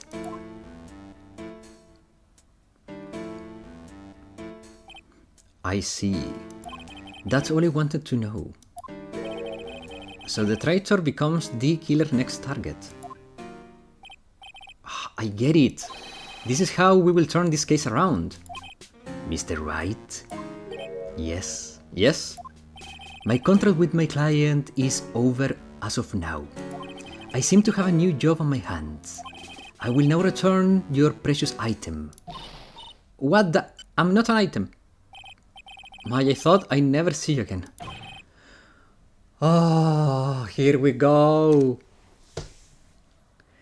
And now, Engard is scared the F out about being killed, so he will want to be guilty. This trial appears to have come to its conclusion. Phoenix and Maya are an item. So if he's not guilty, he's going to jail and the killer will hunt him. No, I want him guilty to save Adrian. What are you talking about, Lockhart? However, I don't quite understand what happened there with Miss Fonka. Where did that... She always has you in her sights. Now, I do believe it's time to hand down the final verdict. Mr. Engard, it looks like somehow you got what you wanted. I will finally receive the acquittal you wanted so badly. You should be happy. Before that, I would like to make one final statement. Sometime in the near future, one betrayed assassin may appear before you. Needless to say, that man is very good at what he does. I'm sure that you would understand what it means if you what I mean if you watch this video. Help me! Then, Your Honor, the verdict if you please. Is this alright with you, Mr. Wright? We have finally reached the end of a very long battle. Whether he's convicted or acquitted, there is no escape from him now. Go on, Phoenix. Plead whichever way your heart tells you to. Right, Chief. Plead guilty. Matt Engard. Even though I'm a lawyer, I cannot make your crime disappear. I think a guilty verdict is appropriate here. Me? What? My wonderful self? Guilty? Even if you got an acquittal, the instant you set foot out the side of the detention center, your life would be in danger, no matter which way you look at it. You can't run away from your crime anymore. No! Guilty, guilty, guilty, guilty, guilty. He went nuts. As always, it looks like we've uncovered the real truth. I don't remember you helping out in this one. Mr. Edgeworth, how is Mattengard? I have left Miss Von Karma in charge of his incarceration. Oh, so she's gonna get a whipping. I'm sure he's getting a full course. You see? Man. Me and Edgeworth, same brain cell.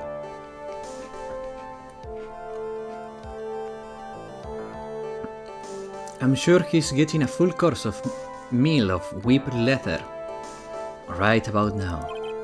Very good. Use a spike chainmail too. That was a close one, wasn't it, witness? Yes. I plan to pay my debt to society for my own crime, Your Honor. The first time I was called to the witness stand during this trial, all I felt was despair. She must be talking about the time Edgeworth really went after her. I guess she's trying to forgive him for what he did. The witness, how should I put this? She has an illness. If you're going to say you would choose death, that is of no concern to me. We're gonna have dinner after this anyways. But after that, when I was alone at the detention center, that's the first time I really saw myself for who I am. And today? No, they're not. Maybe. When the two of you used your combined strength to convict Matt, I felt like I had finally been saved. I fell in love. Wow, this is the first time I ever seen her smile. She's beautiful. She's having dinner with me? Okay. I'm really happy that you two were in charge of this case. I really don't know how to express how I feel at this moment. Lol? Yes? This is the first time I felt comfortable with myself, with who am I, with who I am. Thank you so much, everyone. Aww. It looks like we have resolved everything at last. As for myself, there are still a few things I'm confused about. But everyone seemed to be in good spirits. And that's good enough for me. That's all. This court is adjourned. March 23rd, 5:14 PM, District Court, Defendant Lobby, number 3. You were great out there, Phoenix. What I did out there was right, wasn't it? This is the first time you've not gotten your client off. You've got them a guilty verdict this time. But you have to look past all of that to what's really important.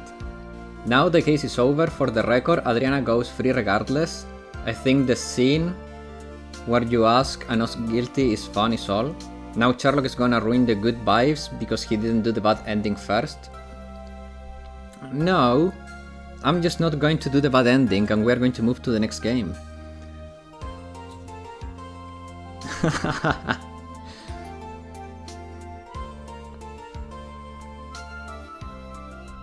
Holy hell. I don't like people being too insistent. So keep at it and I will do it for real. Good call.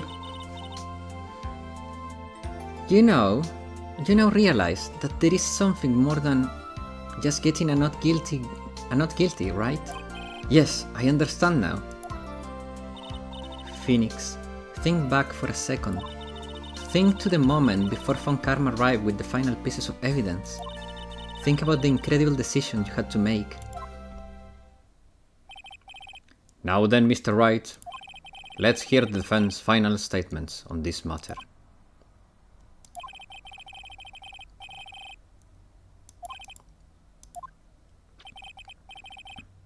My client, Madengard, is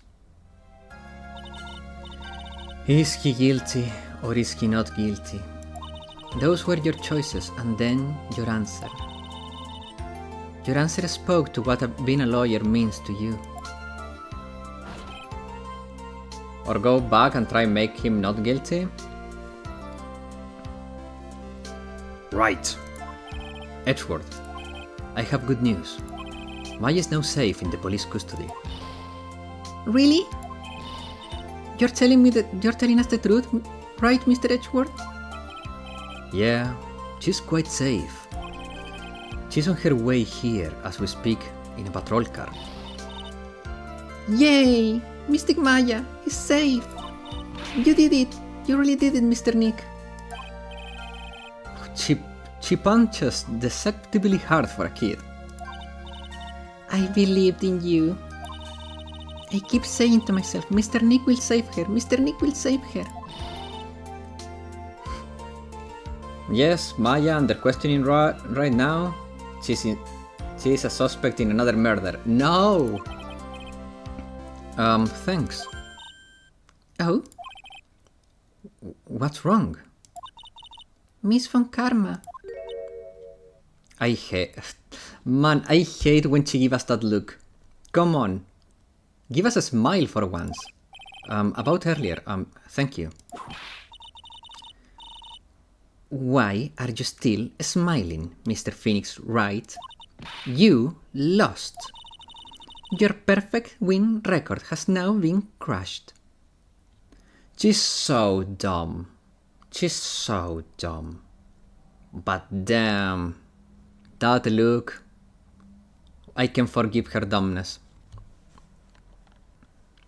It was this one. And yet, you're still happy. I don't think you'll ever understand, Miss Von Karma. Getting the not guilty verdict wouldn't mean a loss? Sherlock is done bad again? Nah. How dare you? Don't worry, she may in time. After all, I was like that myself until a year ago. Horny meter off the charts? Nah. It's still on the charts, come on. Do you see Von Karma plaster all over the screen all the time?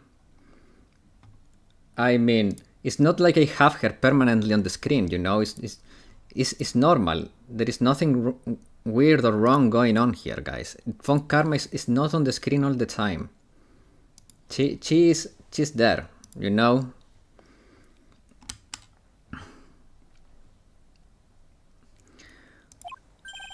Edgeworth, for my own personal victories and for guilty verdicts, I use every dirty trick in the book, and so my win record remains spotless. But a man appeared and stood fast against that selfish me. I fought him in my usual manner and tasted my first defeat. I felt like I had lost everything because of that. And then it was my turn to sit in the defendant's chair. And I was safe, but that person I called my enemy. I couldn't forgive myself for that, for all that had happened. So I left the prosecutor's office. And I left that note. Prosecutor Miles Edgeworth chooses death. As well you should have. My god, she's so annoying sometimes. And that smug face, come on. A prosecutor who has shamed himself with defeat should crawl into a hole and die. But that was not what happened. A After I left the prosecutor's office, I finally came to realize something. And it was in that moment of clarity that everything began to change. What foolish nonsense! We prosecutors use anything we can to attack the defendant. But every time we did so, no matter how desperate the situation, instead of giving up like most people, that man would hold strong with his undying faith. And then, before I knew it, I began to trust in that man as well. What? You trusted your enemy? It doesn't matter how many underhanded tricks a person uses. The truth will always find a way to make itself known. This is what we can do. The only thing we can do is to fight with the knowledge we hold and everything we have, erasing the paradoxes one by one. It's never easy, we claw and scratch for every inch, but we will always eventually reach that one single truth. This I promise you. The truth? Yes, that's the reason why prosecutors and defense attorneys exist. I'm sure you knew that already, didn't you, Wright? That's why you couldn't forgive me. This man who went into hiding, isn't that right? This man who only had his sights set on victory, who ran away into the night. Oh? Is Mr. Edgeworth right, Mr. Nick? You really let me down. When you disappeared, I felt betrayed. The reason I decided to become a lawyer to begin with was because I believed in the things you said to me all those years ago. And you betrayed your own words. That's why 1 year ago I made up my mind. I decided that the Miles Edgeworth I knew had died. At least that's what I told myself. What? Jump first? Oh, the characters, yeah. You pathetic fool. Miss von Karma? I don't want to hear the wretched whimpering of a disgraced loser. A von Karma is someone who is destined to be perfect. Miles Edgeworth, you are no longer worthy. You are no longer worthy of being a von Karma. And neither I am. It's over. It's all over. Franziska threw something onto the ground just now. This is an electromagnetic receiver. Isn't that the thing she used to track Detective Gumshoe? I'll return this to the precinct later. There is something else. The whip? Isn't that Miss von Karma's whip? I'll never set foot in another courtroom again. I'm sure that's what she's saying by this action. You should keep this, right? We will use it later tonight. Can you imagine? They went full gay. Okay. Nick! Maya! Lamau. Well, at least someone caught the joke.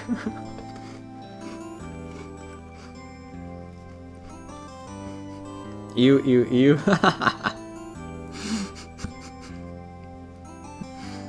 Maya! Mystic Maya! Mystic Maya!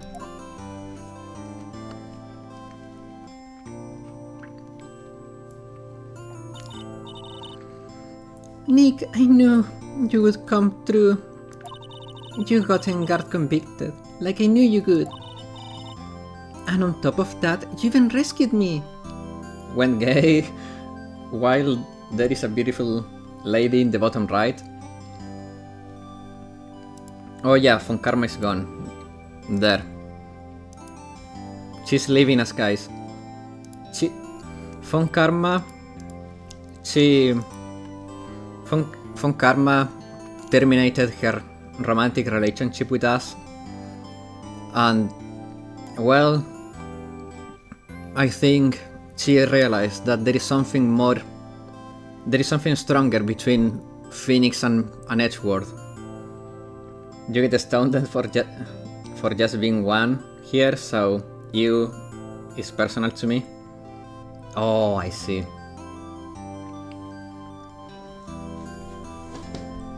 I mean, no, let's move on. Let's move on.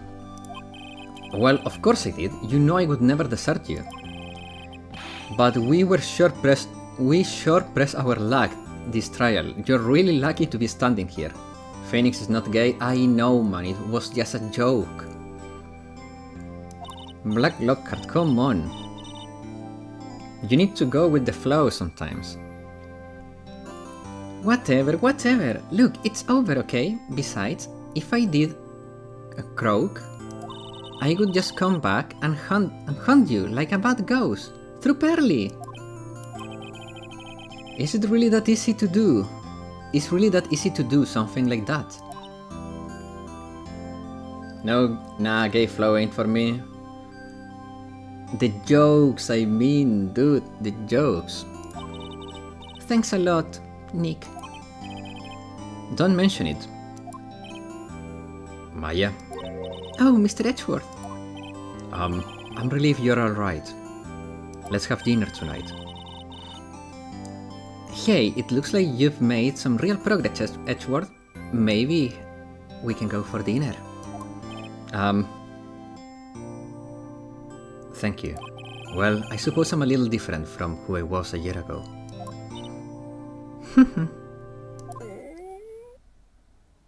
Let's go for that dinner. Alright, I think it's time we go out of this depressing place. Huh? Where are we going? Food, Nick, food! Grub chow, I'm starved. I'm so hungry. Even you look like a nice juicy burger on a bun to me, Nick. You think I look like a burger? I'm a prime rib at least. Come on, with us, Mr. Edgeworth, please. His guy for Phoenix, not interested in Mystic Maya? Crazy hacks? Come on. I'm pretty sure that if Mystic Maya showed Edgeworth her Mia form, Edgeworth's jaw would drop to the floor. She's down bad for Nick? If you insist. Alright, so how about we hit up the usual burger joint? Don't be silly, Nick. Huh? This case messed up that awesome evening and got in the way of my gourmet food. So I've decided that we have to make it up by having another feast. He literally saw her in the trial though? Yeah, but he has to remain composed in the trial. Another feast? Come on, Nick, food! Food! March 23rd, 7:38 p.m. Gatewater Hotel. Hey pal, sorry to keep you waiting. Gumshoe, are you alright? Yeah, but I'm really embarrassed. I didn't think I could hit a telephone pole, of all things. A telephone pole? Then it wasn't a red light that got him. Yeah, did it again, city boy. I feel like my dear old heart was gonna give out on me, and I ain't joking. Yeah, it was more exciting than the very last episode of The Steel Samurai. Thanks. Now looky here, Mr. Snooty Prosecutor, don't ya reckon? Yeah, you bullied Mr. Wright too hard. If you don't start being a lot nicer to him, he may just kick it tonight even. I'll keep that in mind. Well, come on now, everyone gather around. You're all gonna get your picture taken by a genuine professional photographer. Looks like Lotta bought herself a new camera. Well pal, at least we can put this messy case behind us now. Come on, tonight, it's all about eating. Let's go chow down, pal. Amen to that, pal. Amen. You know, when you think about it, you were the one who saved the day, Miss Detective. Ah, me? You think so? He's right. If it wasn't for the 3 items you took, I think the trial would have been a very different ending. Oh, well, you know, it's... Ah, wait. That's odd. When you run off with the things from the killer hideout, I was sure I thought I took 4 things in total, sir. What? 4? Yeah, I'm sure I put one of the items in my coat's pocket. There was a 4th item. Oh, come on, y'all. It's over. But boo-hoo boy, I tell ya, you really are something else. Between getting accused of murder and getting kidnapped. Never a dull moment with ya, huh? You think? Why does she look so happy about that? Been a shot away for 2 whole days. Weren't you scared? Yeah, it was really scary. I felt so hopeless. So, to keep my mind off things, I drew a picture. Sounds like you had it rough, gal. So where's this picture of yours? Thank God I decided to do 3 hours today, because if I did my classic 2 hours, we would have not finished the case. Yeah, I want to see it. I want to see Mystic Maya's picture. You know, I don't know where it went. Oh, that's too bad. Well, it's alright. It wasn't anything important anyway. I'm sure it's nice to finally see them both smiling again.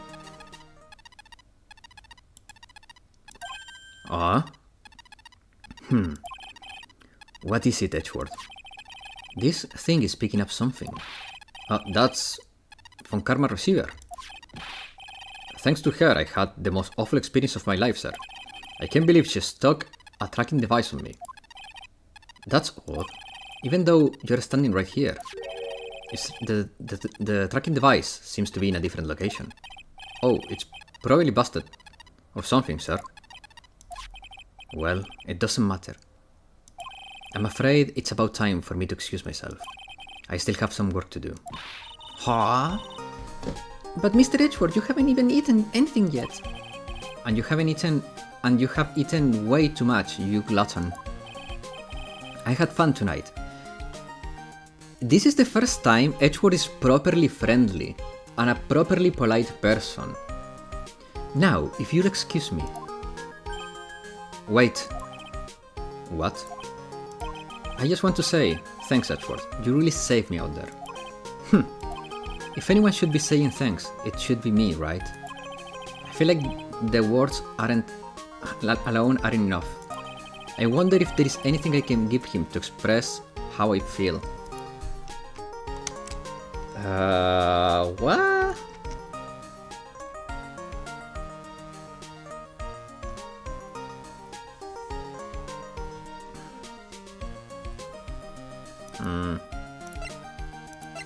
GG?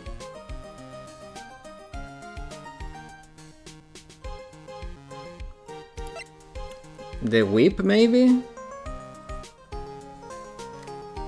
I think it has to be the whip. A gun? No, I think it has to be the whip.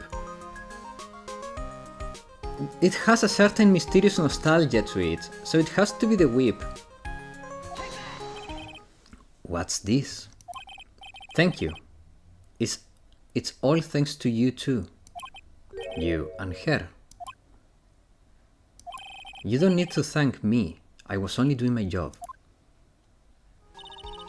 It looks like Mr. Edgeworth has left, Mr. Nick. Hey, Mystic Maya. Yes, Pearly? I guess you can go back to being lovey-dovey, right? You and Mr. Nick, I mean. Pearly? Could you cut it out already? You're embarrassing me. Anyway. So who's paying for this lovely dinner party? As if you need to ask. Everyone. Say, thank you, Nick. Huh? Oh yeah, I'm kinda at the point where I can even buy instant noodles, pal. So I kinda already put your name on the bill. Huh? Yeah, I got me in a situation just like that myself. There is this nice camera and shop in this hotel, see? And just bought it for myself. 3K! Thank you, Sherlock. Thank you for watching. Huh? Actually, I reckon you bought it for me since it's on your tab or and all. Ha. Isn't this great, Mr. Nick? Yeah, Nick. Why do I suddenly feel like screaming? Anyway, you don't need to hold back now, you hear? Yeah, pal, time to let it all out. This is going to be the first time I hear the real you. Go on. It's been a while since I heard you say it. It's been a busy hostage. I've been busy being a hostage and all. Objection? Objection! Alright then, if you say so. Objection! Oh man. What a game.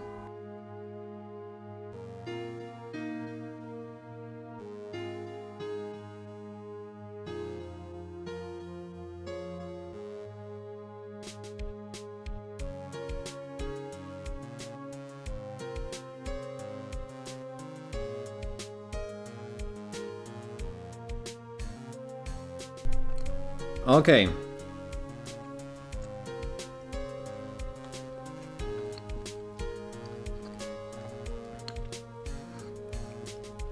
I was not reading. What did Per say? Sorry guys, I was collecting my thoughts. To shout objection into the mic? Objection!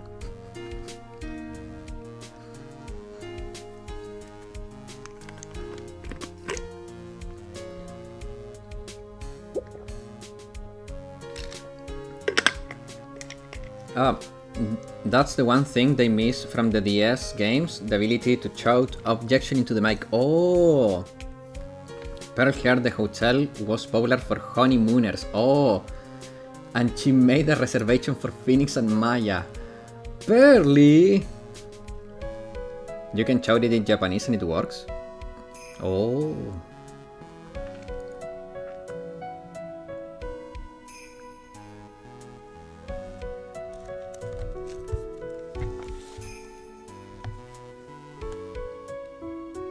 Zimbabwe.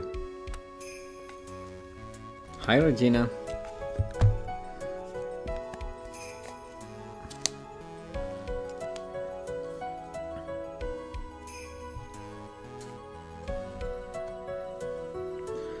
Okay. While this happens,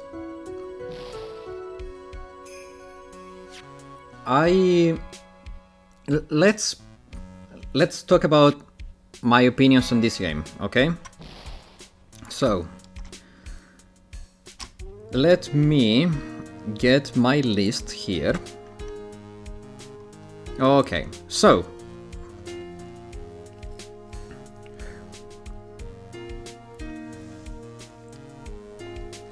starting with the first case, the real one, not the tutorial one, the real one, the one where we had Maya being accused of murder. So that case was pretty good. No, wait, okay. Ranking the cases, the best was this one, the third one. The second best was the first, and the worst was the second. March 23rd, 9:42 p.m. International departures, gate 12. She's going back to Germany, I guess? Where are you going, Francisca? You're leaving me? How did you know? How did you know I was here?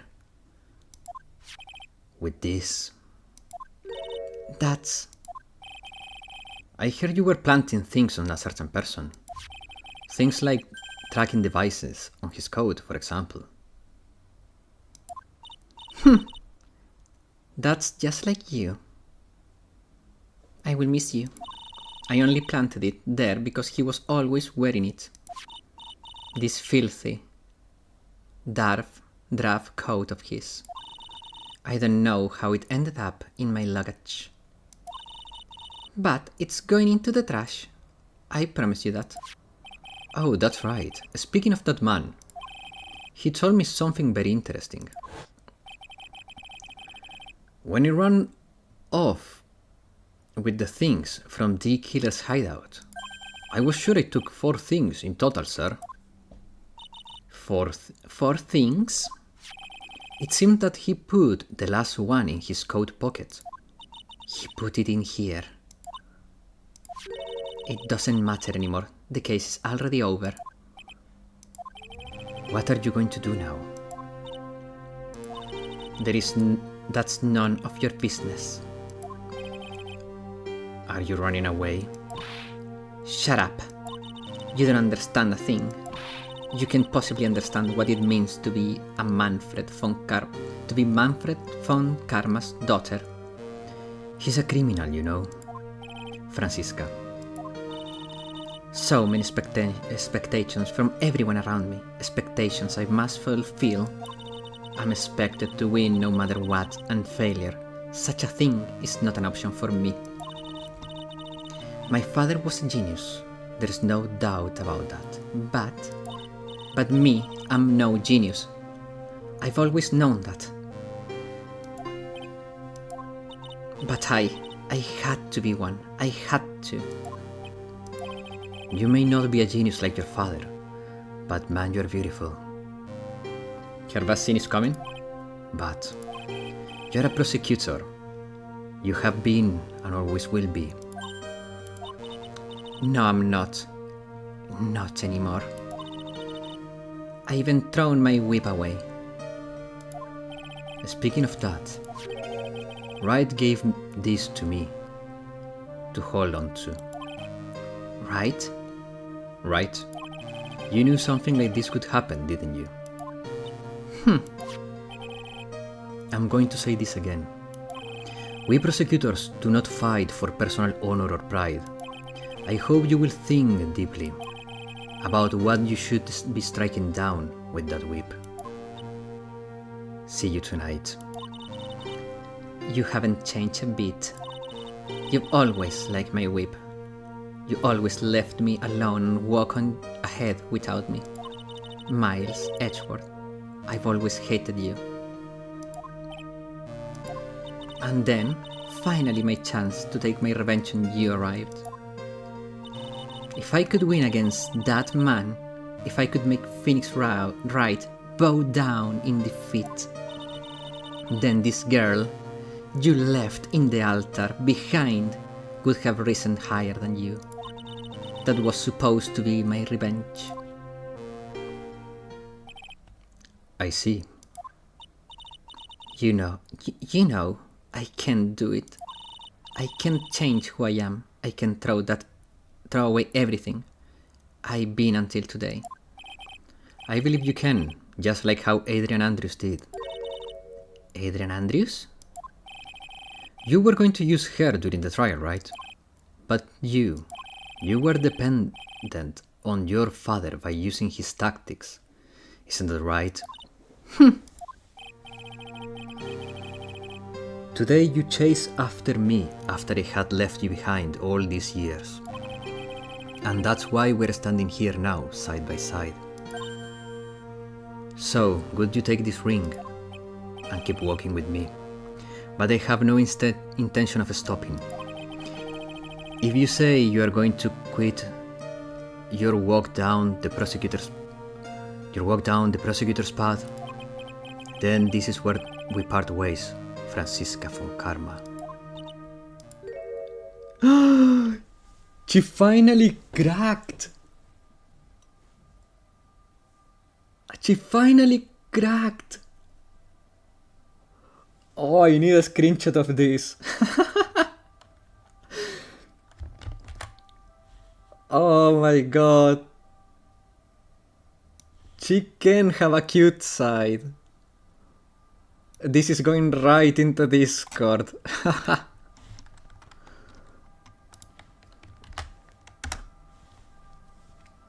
She has a cute side, guys. She does. Edward so mean. No, he's been the man. He's actually helping her. I am Francisca von Karma. Don't think I'm going to walk in your shadow forever. Our battle begins now. So, you had better prepare yourself, Edgeworth. Feel strong, man. Oh, man. Phoenix Wright. One day, someday, I'm sure we'll meet in battle again. Until then, this last piece of evidence that never made it to you, I'll take care. I will take good care of it, so I can give it to you. Nick. Ah.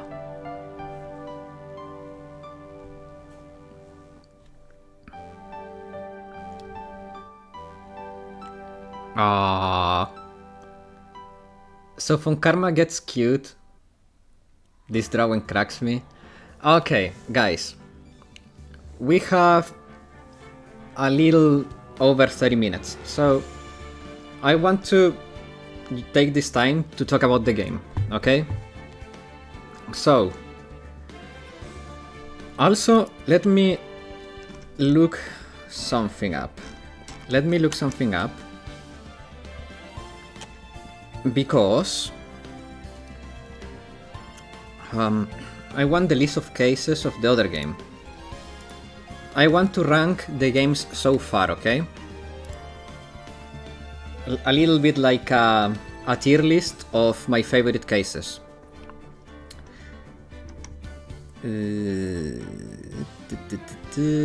Phoenix Wright Ace Attorney. Okay. So.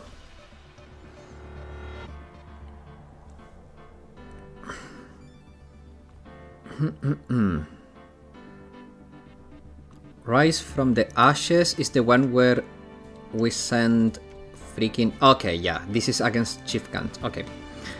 Okay, so... When we look only at Justice for All, Farewell My Turnabout, which is this last case we did, is my favorite from Justice for All. Second is Reunion and Turnabout, which is the case where Maya is framed as the murderer by her aunt, and the Turnabout Big Top was not great. I didn't like that case. It was not bad, but I did not like it in particular. Now, without going through all the cases of the previous game, my favorite, no doubt, was Rise from the Ashes, which is the one where we have Lana and... like... My favorite case overall remained that one, where we defeat Chief Gant. That case was a spectacle. I love that case. My second favorite is Farewell My Turnabout. Now, let's focus on Justice for All. Starting with the first case. The real one, not the tutorial one. The Maya case was very interesting because it introduced the Magatama mechanic. It introduced Pearly as a new sidekick. It introduced Von Karma as the prosecutor. It is Von Karma the first time we see her, right? Yeah. So this case was great because we met what would become like the recurring cast of the game, and because the story of the case itself was very movie-like, with the sister that stole the identity of the other sister to exact her revenge on the doctor that ruined her life, and all of that jazz. It was very movie-like. There were some points that were a little bit weak, but overall I liked it a lot. One thing I didn't like too much is that they never went into much story of Maya's mother. I wish we would have gotten to know more about her mother, because her mother remains a very mysterious figure in this game. Now, when it comes to the turnabout Big Top, the whole case was very weak. The villain was terrible in the sense that it was not a good villain. It was not evil. He killed the wrong person by accident. He was trying to exact revenge on someone that didn't commit a murder. His brother is not even dead. Some stuff was very far-fetched. Like the case having to deal with Moe's bad jokes the whole time. The Trilo, the puppet, was annoying. Like the cast itself was not amazing. The characters from the second case were not very likable, in my opinion. Moe, in the end, redeemed himself big and became like my favorite character from that case, because Moe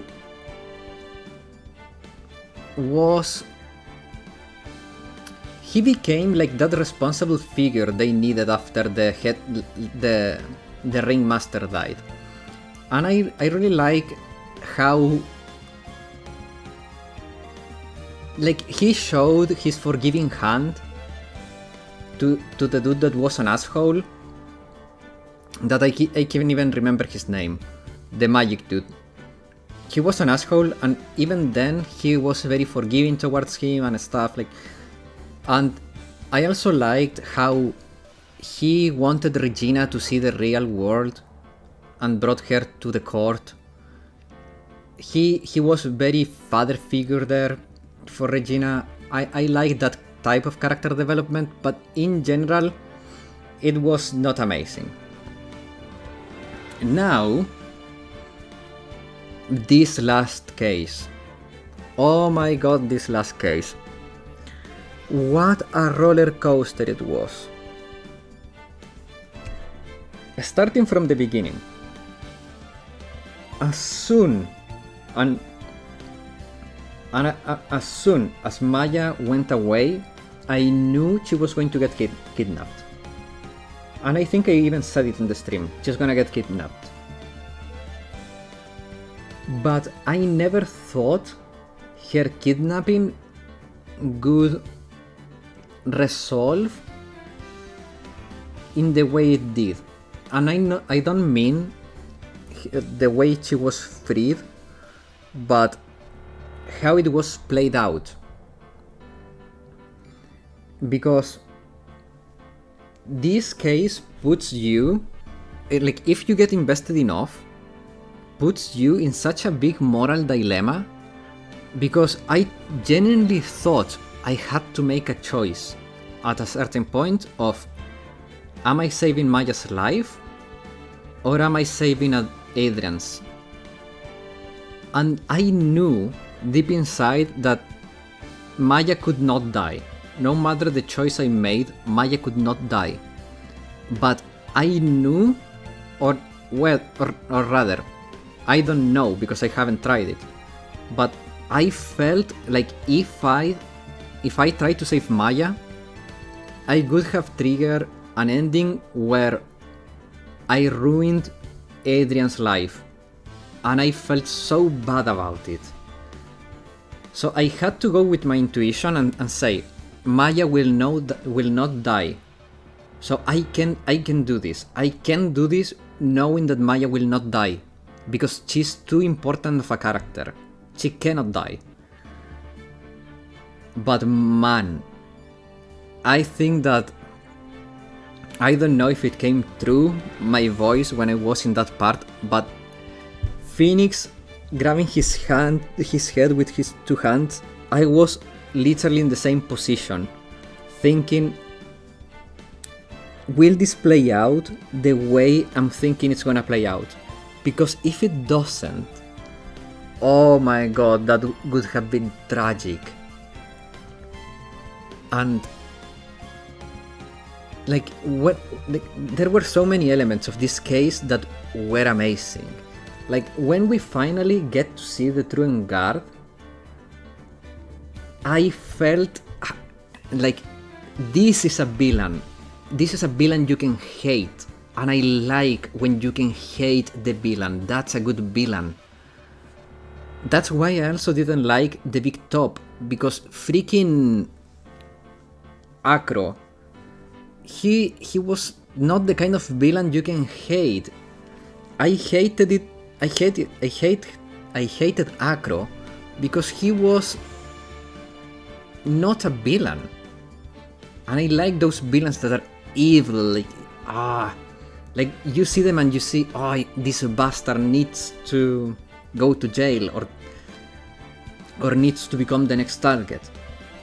That's what makes the dynamics of the characters more interesting. Because even when you're like during the Big Top, even when you are trying to get Acro to go to jail, you never feel like, oh man, this is the bad guy. Because it was an accident. He killed someone. And even if it was, he intended to kill someone from the beginning, he was always like this I'm a good person thingy. Like he never showed that hateable side that I like to see on villains. The other thing that I liked a lot, it was a crime of passion. Yeah, exactly. The other thing that I liked a lot about this, the last case, my farewell turnabout, was the amount of character development that happened during this case. With Edgeworth showing us what's the meaning of being in court. Because up until now, Phoenix has been fighting for the truth, defending people that is truly innocent. So it's very easy on his side. And Edgeworth was fighting for what he believed was his duty. But after a year of absence, he grew and found out that his duty is not to be an asshole, but to chase the truth. Then I missed the ending. Hello, Mikan! We just finished. And man, that was a roller coaster. So, the amount of character development and the ending with Von Karma, my god. Did you see the screenshot, Mikan? If you haven't, go to the Discord and look at that screenshot. Von Karma. She can have a cute side. And I really hope in the next game we get to see more of it. I'll rewatch it from the beginning. It's worth, man, it's worth.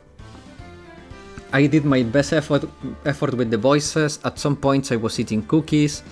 And yeah, it was very fun. And man, it got way too real. I was so invested in the case that I was actually in anguish at some points. Like the moral dilemma, everything. Oh my god, what a roller coaster.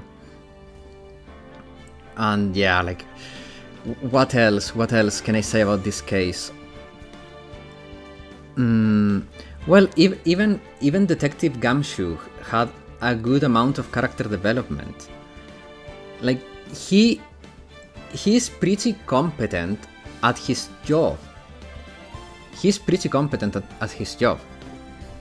And the fact that even though he was fired and removed from the case, in the gallery channel, he still was doing his best to help us save Maya and to help us get this case through. And I really like that Gumshoe also at a certain point stopped trying to obstacle our investigations, and because he knows that we are investigating to find the truth, not to save our client no matter what.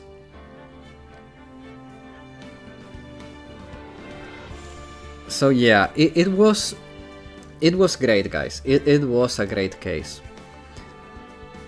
So now I want to hear your opinions, guys. What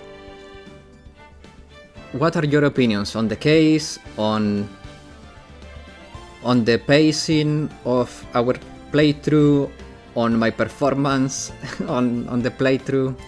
Like, give me your thoughts. Be honest. I will not be offended, because we still have another game to play. We still have Trials and Tribulations, and we have to play this. I think he did that because Maya was a hostage. No, I mean, yeah, in a way, but you can see that Gumshoe, he's really there for the good of the people, you know? I think the pace of the playthrough was very good. Nice! Nice, I'm happy about that. I really think that the weekly episodes of 2 hours, sometimes 3 hours, work very well. Because even if we take a long time to finish, it's very interesting, and it helps to build up the curiosity and like all the hype for each episode. It's like watching an anime when it's releasing weekly.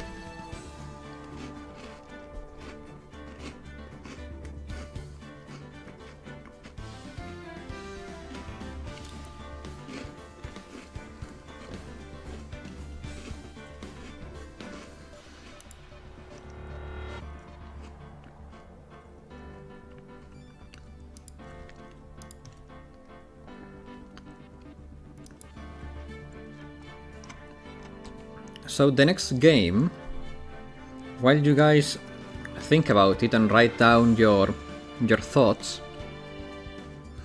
the next game has 1, 2, 3, 4, 5? 5 cases, huh? So it's a long one. One thing I was curious, why do you keep many different saves? There is no branches in these games. You know, it's just an old habit. It will sound ridiculous, but it gives me a little bit of peace of mind. I don't know why. It makes my mind easy.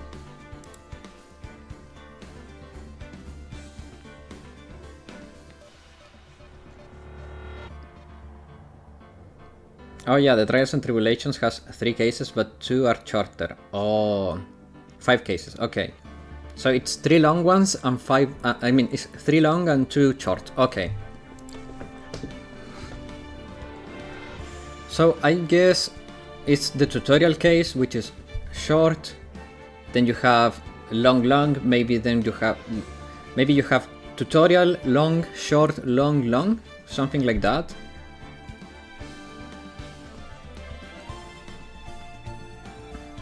Well, whatever the case is, it seems that it's a pretty long game. Oh, actually, there is a breakdown. Oh! Yeah, it's a long game. You'll see? Yeah, it's a long game. The short case is something else? Ooh. And I think we're going to be starting that next week, guys. Like, I really... Just out of curiosity... Oh! Mia! Mamma mia! Man. We're not beginning this today. We're not beginning this today. We're beginning it next week. Memories of Mia? Damn. But yeah, we're going to begin this case next week.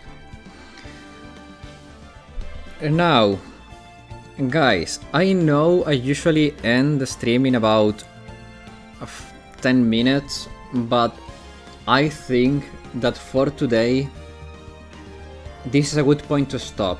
I'm a little bit tired, we finished the case, I share my thoughts, and I don't wanna get tempted to start that case. I'm already struggling to not start the new case. So, there is something left to do.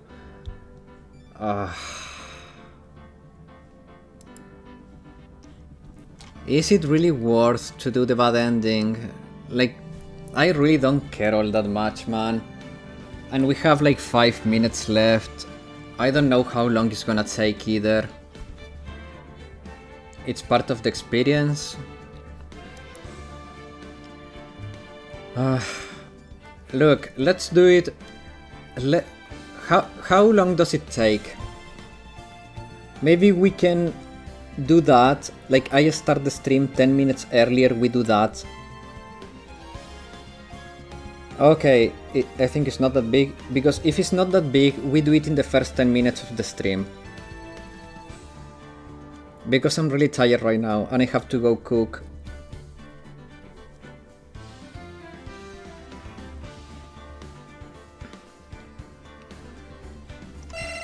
I'm an old man with responsibilities, sadly.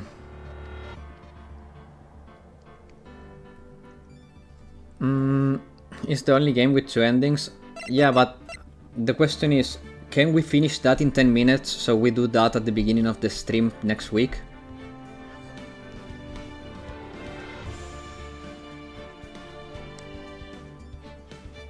Yeah, right. Even 5? Okay. Okay, then we start with that next week. I'll start the stream like 10 minutes earlier instead of 5, so we do that and then we move on to the next game, okay guys? Is that fair? Do you guys like that? Because I'm really tired right now.